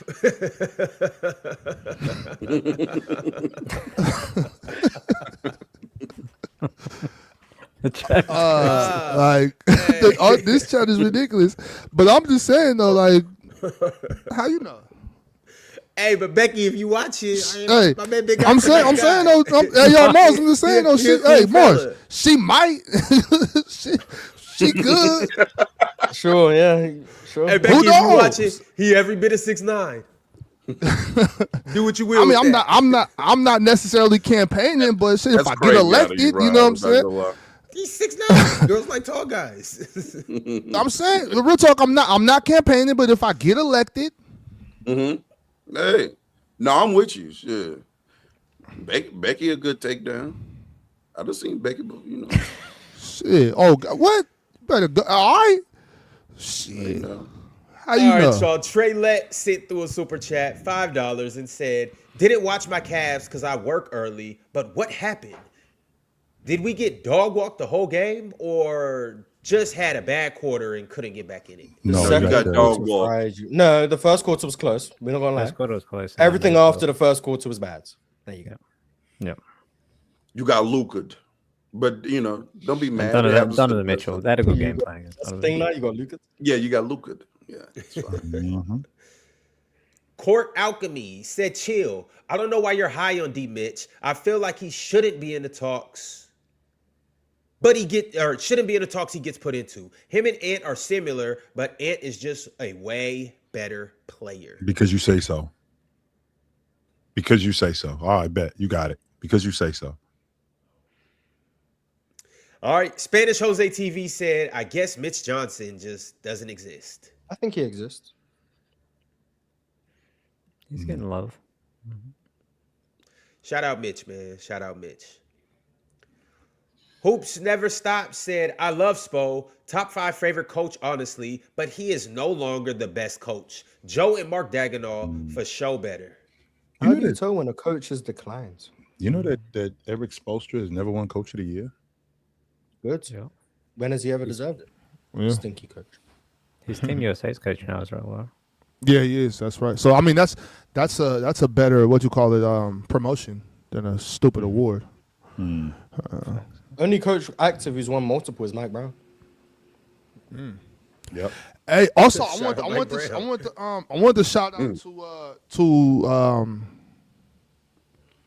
Pacers coach. You know what I'm talking about. Rick Carlisle. Rick Carlisle. Shout out to Rick Carlisle though. That's interesting. I did not know you I had still yeah, have him as one of the way top they five do players in Rondo, the that's league. The whole Rajon like Rondo that. thing. that's The right. whole Rajon Rondo thing. Yeah, But I want to shout out to Rick Carlisle because I think something we didn't mention about good coaches is changing with the times. You know what I'm saying, and not being stuck in your ways. You know what I'm saying, and adapting to new styles of basketball, new ways of playing. I think Rick Carlisle's done that. He's been around for what, 30, almost like 30 He showed up years. in almost? 80. He was on that Celtic team, and then he got on their coaching staff. So he's been a coach Yeah, for almost close to 40 years. Yeah, He's like been a head he's- coach for like 25, right? Yeah, so I'm saying he's been around for so long and being able to stay relevant throughout these decades and different styles of play. I think that that has to be mentioned. Like that's I commendable. agree. That's Shout why out to Greg him. Popovich clears Phil Jackson. You out your mind. No, I'm not. That one trick pony ass nigga, bro. Hey, let's run the system. I ain't even come up with. Oh, and I have Shaq, Michael Jordan, and Kobe Bryant. Look how much of a Scottie genius Pippen. I am. Man, stop. Pop clears. Pop play with a big play. Only if I had the through, time to cook you with this real talk. Nah. but Unfortunately, Pop play with bigs. He could coach perimeter players. He was early in the pick and roll game, spread pick and roll game, and the ball movement game. Stop playing, man. looks And like the a Tim 3-point Duncan and merchant getting to up me. the 3-point shooting. To He me, used it to looks generate like crazy a, corner threes back in the day. He was late Yep. to those. Real talk. Who's a better Jackson coach? winning Steve- NBA championship with Phil Jackson is winning NBA championships with Bill Cartwright and Luke Longley. Come on, Ron. Excuse me. Come on, Ron. Oh, No disrespect to Luke Long. Real on, talk. Ron. We don't have time for this right now. Okay. We just Luke don't. Longley disrespect. yo, no, wait a second though, chill. That's a crazy thing to say. Fuck out of here. That's the same as when he did the Hassan Whiteside was Draymond's comp for DPOI. It's the same shit. It's the same shit. Chill, when he that said was Hassan Whiteside egregious, was chill. That wasn't cool. DPOI. All right, And fellas, we gotta move on. to your point, Damian, Luke Longley was dope. He the one brought He the was. bigs up. We gotta move on, y'all. Go ahead, Ron. Hoops Never Stop said, wasn't Joe Mazzulla helping develop Jaylen Brown and Jason Tatum before he became head coach, though? Yes, he was. How long was he Sorry, there I'm for? sorry, it Was was. he a development an coach? assistant. I didn't know that. Assistant, yeah. How long was he there for, though? I think he was there 2 years before, I think. And don't forget like you mentioned earlier. Like we mentioned, like So chill, he showed bro. up in 2021? When did I Jason think it Tatum might and have Jaylen been Brown show 2020. up? He got there in 2019. 17 and 18 or- It might have Jaylen been Brown was 2020, but I can't remember. 2016 draw. Oh, 16 and 17. Okay. He got there in And, 2019. He was on their staff. Yep. Yeah. Okay. All right, maybe he did help develop him. All right, I'm sure he did. I'm sure a lot of people helped develop him. But chill, to your point too, you got to remember they were trying to give that team to Stoudemire. Damon was the one that they were trying to get the team to. Shout out Damon. He should have never took He that became an or assistant that- in that Boston the college bubble job. year. That was his first year as an assistant in the The bubble year. Georgia Tech job. So that was 21 then, right? The bubble year. He should have 2020. never. 2020. Hey, Oh, 2020. I'd have crawfished on Georgia Tech. I'd have signed the contract and all of that. I'd have told them, yo, y'all got to figure something else out. I'm coaching Boston. Like, figure it out. But all right, Vic DaVinci, YT, said 77 is the best playoff Offensive. point guard ever. Oh, Offensive. the best offensive point guard ever. Fuck accolades and rings. Nobody is close but Curry. Nobody's close but Curry. And besides shooting, not even him. Respect Luka. How do y'all do Jokic? Or respect Luka like how y'all do Jokic. Hashtag 77. Over Jokic. I don't think he's the best offensive point guard ever, but he's up there. Who is it to you? Wardell. Wardell? That's cute. I That's cool. You know, He's in the it's fine. conversation, I think. mean, Wardell. We just leave it at Wardell. Yeah. Who? But is he second? If you're not first, you lost. No. Who do you have number 2? Magic. Oh, brother. Okay. Yeah, let's keep it going. Let's keep it going. That's why I was trying to just leave it alone. Oh, man. JDC sent through a super chat. It was $100 of something or 100 of something. But JDC said Luka has been so disrespected this season. Lou Will and them had Jalen Brunson over him. That's why the people who are discrediting Luka because of the defense thing, it was never really about the defense. It was just about Luka. Because the names that I would hear over Luka, Jalen Brunson in particular, it's like, you guys don't actually care about defense. You just didn't want to give Luka props. And that's fine. But trying to hide it as something it wasn't was weird. Yeah, you can't say you don't care about defense and then put Brunson over him. Because they're not in the same world. I'm bragging for saying Magic a better offensive player than Luka. My bad. No, Mars, you're right on. You're right on. We know Magic ain't playing defense, so I mean, I guess Luka just better than Magic. Hey, my bad. I mean, we just have to. We just have to get the accolades and stuff. But if we talking about better, yeah, he's better than Luka. You said what, Jill? He's better than Luka. What does he do better than Luka? He better than Luka. We ain't got time. We ain't got time. Magic and Luka debate. Magic Johnson was winning championships with Kurt Rambis. Come on, man. That's a ring. And HD Green. With Kurt Rambis, not a fact. Iron Man. Come on, man. Luka can't win with Kyrie, and he won with Kurt Rambis. There you go. All right, y'all. Bridge to Nowhere sent through a super chat and said the Spurs were expected to be in the play-in at the beginning of the season by most people. First real year as a head coach, filling Pop's shoes. Coach of the year, Mitch Johnson. Yeah, I definitely think Mitch Johnson. Yeah, I think he can win it. Mm-hmm. I definitely think he can win it. All right, the next super chat is another one from my man Tupac Westside. Tupac said, real talk, tell Ron to take that shit off. He'll jinx us tomorrow. Ain't no such thing as a jinx right now when Luka in flow state. Don't even worry. If Luka come out and has another I got a keen eye on these games, yo. Bruh, y'all gonna see such a switch up. I hope it's a good game. That's it. If you go out there and play Boo Boo against OKC, I'm gonna be mad all over again, bro. I can't wait. He can't do it against the real contenders. Hey, that's a good ass game. I can't wait for that. Yeah, I can't wait either. About the Story 23 sent through a super chat. It said, thanks, Lowdown, for pointing out Jokic's fake assist. Been noticing this when it comes to him forever. He's the most overrated player. SGA and Wemby clear him. Low switch up on Nikola Jokic. It's crazy. It is crazy. Y'all remember how Low used to be talking about Nikola Jokic? No, he the one had y'all talking about he was a better offensive player than Kobe. Ain't no y'all. Not a better offensive player than Kobe. The best offensive player in NBA history. Yeah. That's what was going on up here. Nasty out of Lowdown. That's what was going on up here. Hey, Lowdown, if you're watching, we would love for you to come up here and explain yourself, and so we could point out the flip flopping that you've been doing. Yeah, he might still believe that. I don't know. I don't want to go all the way on Jokic the other side now, man. I can see it starting to happen. You're fine to do that with Luka, though. Noticing. No. I don't want everybody to switch up on Jokic, Damian, but I do want people to understand, like, the dude is a little hyped, bro. There's a little hype, a little overratedness to this, and it's been this way for about 5 years. Like, Jokic is nasty, don't get me wrong, but God damn, I mean, some of these conversations we've had are egregious. Better than Hakeem? Like, go what? You don't know how good Hakeem is. Where? When? You said he was better than Hakeem. How? Everybody, Morris. Everybody. It's sick, bro. It's sick. This is the fourth greatest player of all time. And they were talking about Nikola Jokic. Stop. Fourth best player to ever lace them up. Then Jokic top fourth? Yeah, four. I got Hakeem fourth. Yeah, behind Braun, MJ, and Kobe, right? Yep. All right, Derek Mitchell 72 said, you guys talk about A. Thompson not wanting to do anything athletic at the rim. Can I interest you in Calbert Chaney? 6'7", that never wanted to dunk. And not even close to the athlete, that them two dudes was. Not even close. Left-handed money mid-range game, but not even close to the athlete that them dudes was. Chill out. But Chill, you know how that goes, Chill. Right now, who don't dunk? He played for the Magic. I can't remember his name. He was like 6'8". He never dunked.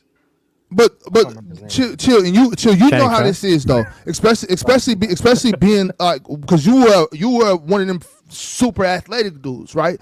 Y'all remember being like, let's take it back to even high school, like varsity basketball. Y'all remember when you be sitting in science class or something, and some random kid next to you be like, "Hey, I would have dunked that shit last night." Be like, you wouldn't.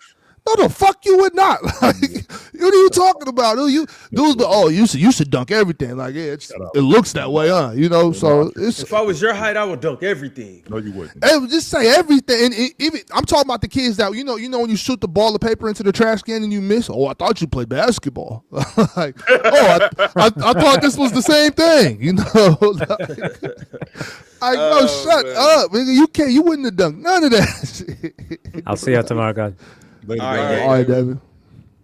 All right, 901 Takeovers said, do y'all remember what Ausar was doing before he got injured? They were calling him young Scottie Pippen. Y'all remember baby Scottie? No, I don't remember that. I told you he was a better than Scottie Pippen, like his rookie year. Sure. I thought it was a man. That's who I heard it from. Pretty sure I said Ausar. Well, they both look exactly alike. So, but yeah, I said he was better than rookie Scottie Pippen, no prime Scottie Pippen, which is not ridiculous because rookie Scottie Pippen wasn't Scottie Pippen. Oh, that's what you said, rookie. Yeah, no prime Scottie Pippen. He no better than prime Scottie Pippen on defense. We'll see where he ends up. Well, either way it goes, shout out baby Scottie. One of the 5 best defenders to ever play. Q-Tip sent through a super chat and said, real talk, tell your boy Luka not to get himself ejected against OKC this time. I do worry about that, real talk. I do. Oh, no, I'm not worried. You know what I'm saying? We've been kind of leaving the refs alone lately. We just please, thank you. Thank you very much. Just rock, please. That's all I'm asking. Just rock. I just want it to be a good game, man. That's it. Please. Just rock. Joe Agambode sent through $5 and said, chill. I was like, is that Jared Allen or Hakeem? Shout out Luka and Goat James. Sidebar, not gonna lie, some of them Jokic assists look nasty. Thoughts? Him and Ayton was going at it last night. They were. Him and Ayton was going at it last night. That's 100% what happened. Yes, sir. Shout out Jokic getting fried right now, man. Hey, it happens to the best of them, man. You get good PR, you get bad PR. Damn, buddy. Hey, it's okay. Just do another one of them no-look passes over your shoulder when you're not looking to the corner. Exactly. Hey, they'll be back on your side. Just whip one of them darts to the corner to Cam Johnson. You'll get him back. Cultured Bandit said the East is down bad right now. The Cavs and Knicks both getting blown out is crazy. Smoked last night. Smoked. That was bad last night. I told you, I left in the beginning of the fourth quarter. It was down 27. I was like, all right, I'm good. Came out shout out the East, KD's came out crazy. Tareeson. Yeah, I ended up heading out. Alperen Şengün been playing well recently. I went to the Intuit Arena after that. I was like, all right, I'm gone. Reed Shepard. Yeah, hey, noticing Houston. Noticing. Hey, y'all need to calm down, though, because we're going to play y'all the first round, look like. Y'all need to calm down. You know what I'm saying? Relax. They looking like they figuring some shit out over there. I tried to tell y'all Houston ain't as bad as y'all think they are.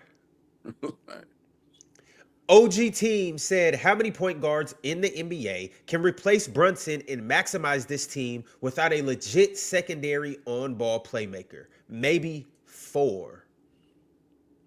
So who could step in for Jalen Brunson and they'd still be at least as good as they are, if not better? Cade. Luka. Doncic. Luka Doncic. I think Luka and Doncic. I think Foxy could do it too. So I was about to say that. Yeah, I think Foxy could do it too. I know Fox is in a different role, and I know and salute to Fox for taking a lesser role, like for the betterment of the team. But I don't know. Fox has been the third best player on that team. Like Stephon. Hey, if we're gonna say Fox could do it, can I say Stephon Castle would do it? No, you can't. They have different skill sets, so I don't know. No, for sure. I get what you're saying, but all I'm saying is when Wemby go down, who scales up? Foxy.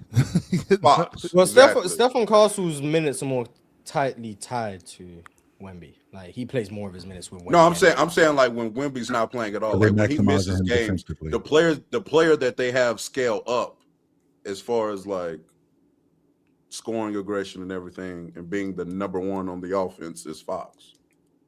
Yeah, he's a better offensive player than Stephon. Just saying, this year Stephon Castle's been better.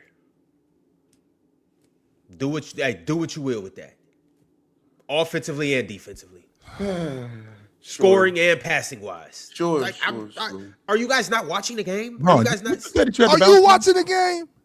All right. Did you say you had to bounce on? Hey, so now that I said this, so Bro, now I that I want to get said his Bro. agenda off. now Bro, that when I did you said become a this, just pay PRA attention. merchant? Just When did pay- you become a PRA merchant, Ron? When did this happen to you? When did I become a merchant of somebody guarding the other team's best player, being the team's best facilitator, and being the best person to get to the rim? He's not their But you best know what? facilitator. But you What are know you what? doing, Ron? So are we not watching? He these might games? actually be though. I'm Like, not. no, he 100% is. Stephon Castle is a better facilitator than this De'Aaron year, Fox. I He said does it this more than year. Fox. This year Yeah, he he has does, been. yeah. This year he's been. They use him on the ball. Okay, Yeah, Foxy had to move to accommodate this kid. Yeah, I probably do did. agree No, with he- that. I agree with that. that might Because be the case. there's certain things that he can't do that Foxy can do, and so he had to accommodate him so that Stephon Castle could be a part of the team construction. You know what I'm saying? That potentially could be the case, Yes. but It's not potential. The point That's still exactly remains. because Fox Okay, they deem Fox a better off-ball player than Stephon Castle. So all right, if the they're point on the court, point still remains. you know. Stephon Castle has had a better season than De'Aaron Fox. But the Jonathan Frazier said, "Real talk be flip-flopping like a Trump supporter who saw their gas prices go up from $2.80 to $4.50. This is some shameful stuff, dog." Vote for who you want to vote for. Real talk. Who I flip flop on? First and foremost, Trump supporters Everyone. do not flip flop. Have you ever seen a Trump supporter? They will die on that hill. Exactly. No, they're not. We know Yeah, a but nigga when they're still got that presented, big when they're ass banner in presented his with a bunch of background new right now. information, but that's what they're saying. They flip flop. But whatever. I don't know. Even when they present it with new information, they still stay there. No, it leads them to the same conclusion, but they'll say something. It will be like disproven, like factually. Yeah. And then they'll say, well, actually, it just doesn't matter, actually. So even though I just said it was important 5 seconds ago, it actually doesn't even mean anything. So I guess that's the point he's trying to get. That's the point he's trying to get. Man, we out here praying for 450. Put it on vinyl. Put it on vinyl said in a $5 super chat, as long as overall performance is comparable, I think the guy who chooses or who closes the season better is over the guy who opened better. Yeah. Not mad at it, I guess. Never really thought about it. More recency bias. If so I you're can going to kinda be see the that. best player from January to April, I don't know. People be taxing March hoops until it's time to tax March hoops. I don't know. I never tax March Hoops. So. Me neither, for very strong reasons. Exactly. That shit valid to me. I need it to be. All right, Cultured Bandit sent through a $5 super chat and said, "You seen what KD was doing to the Knicks yesterday? ? 10 points in 3 minutes of the first quarter. And WTF happened to Brunson, man." I mean, Thompson. Happens sometimes, man. Damn, poor Knicks, man. But they'll get it back together. They're the best team in the Was he East. cooking OG or what? I Who, didn't see KD? the game. He opened the game. He got one, like he came off like a little curl around like the elbow. Got to like a mid-range jumper. They left him open for a couple threes. He got cat. Hezzy pulled him. Like it was just short around his face. He was kind of just giving the Knicks work, to be honest, more than just OG. Shout out KD. That's what he does. LFC226 said in a $5 super chat, 08 CP3 or 05 Steve Nash. Always CP3. This not even close. I got Nash, so CP3 was just as good on offense and was a way better defender. I disagree with the first part and agree with the second part. You put CP3 in the best offensive environment in the last 20 years, see what he would do. That's a better offensive environment than the 2017 Warriors? I was saying at that time in the last 20 years. So 05 That's 20 Oh, minutes. it's an AFAB? Yeah. Exactly. So it's better than what Magic had? That's comparable, but funny how they're the two most overrated point guards of all time. Oh wow! But you know what though? I would love to have seen, a young Chris Paul with a prime Amari Stoudemire And Sean Marion. and Sean Marion. And maybe that whole team, Joe Johnson was on that Johnson team. and Like, maybe you Leandro give him all of that Barbosa. weaponry? Yeah. Shout out to Amari, Hall of Famer. So happy. Oh, yeah, facts. So proud. So happy to see my Boris Diaw, all of them. Apparently Dame not a Hall of Famer. No disrespect to Amari, just apparently Dame not a Hall of Famer. Yeah. Interesting. Unfortunate, Dame. I think that's insane.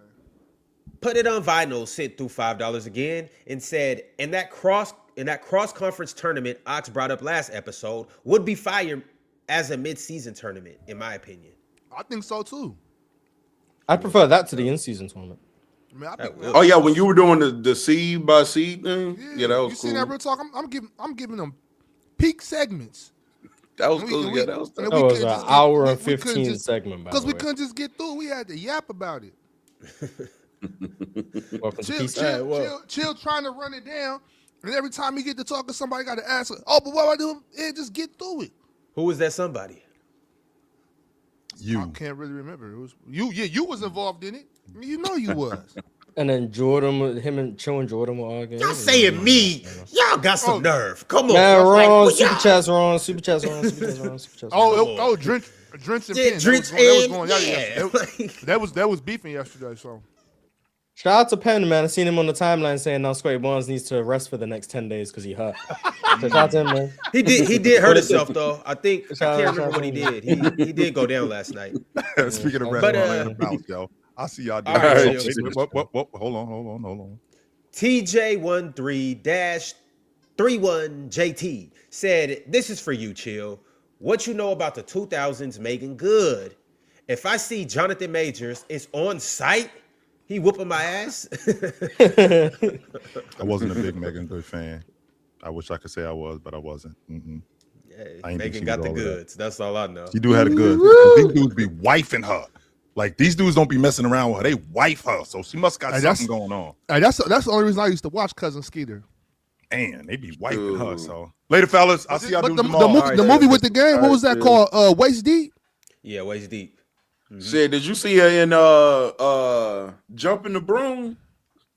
Oh, yeah. Woo. Man, Jumping the Broom, they had Paula Patton and Megan Good in them.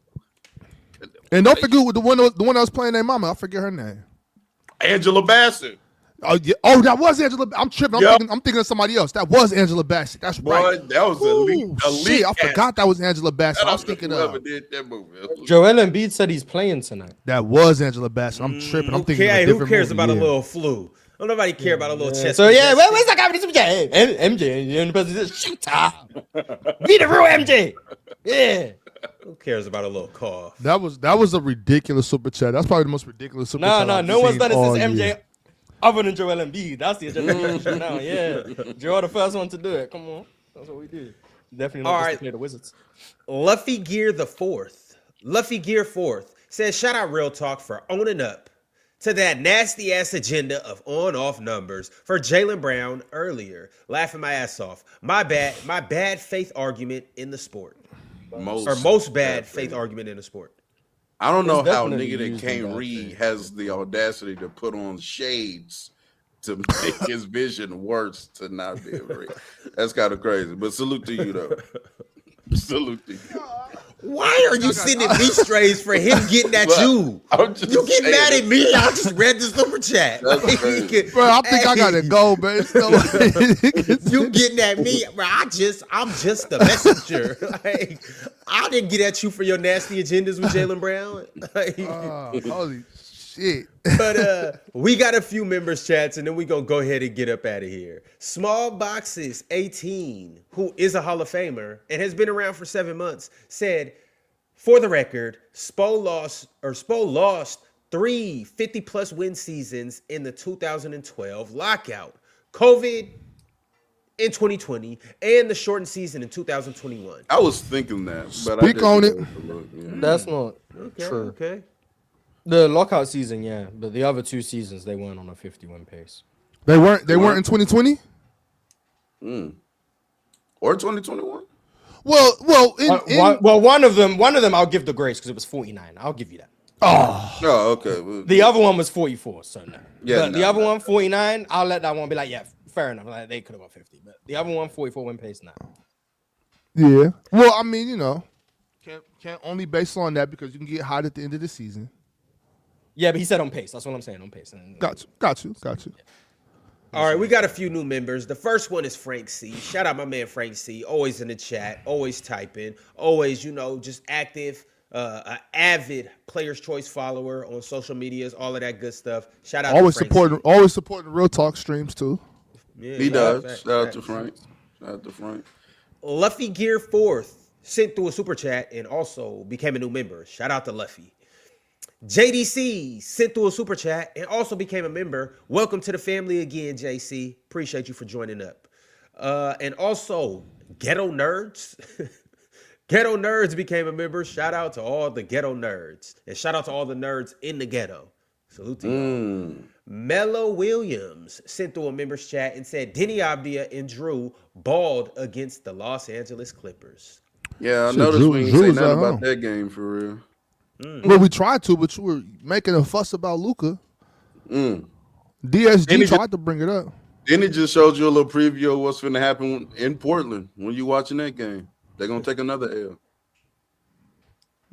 You know what I'm saying? Shout out to Drew Holiday. That's my man.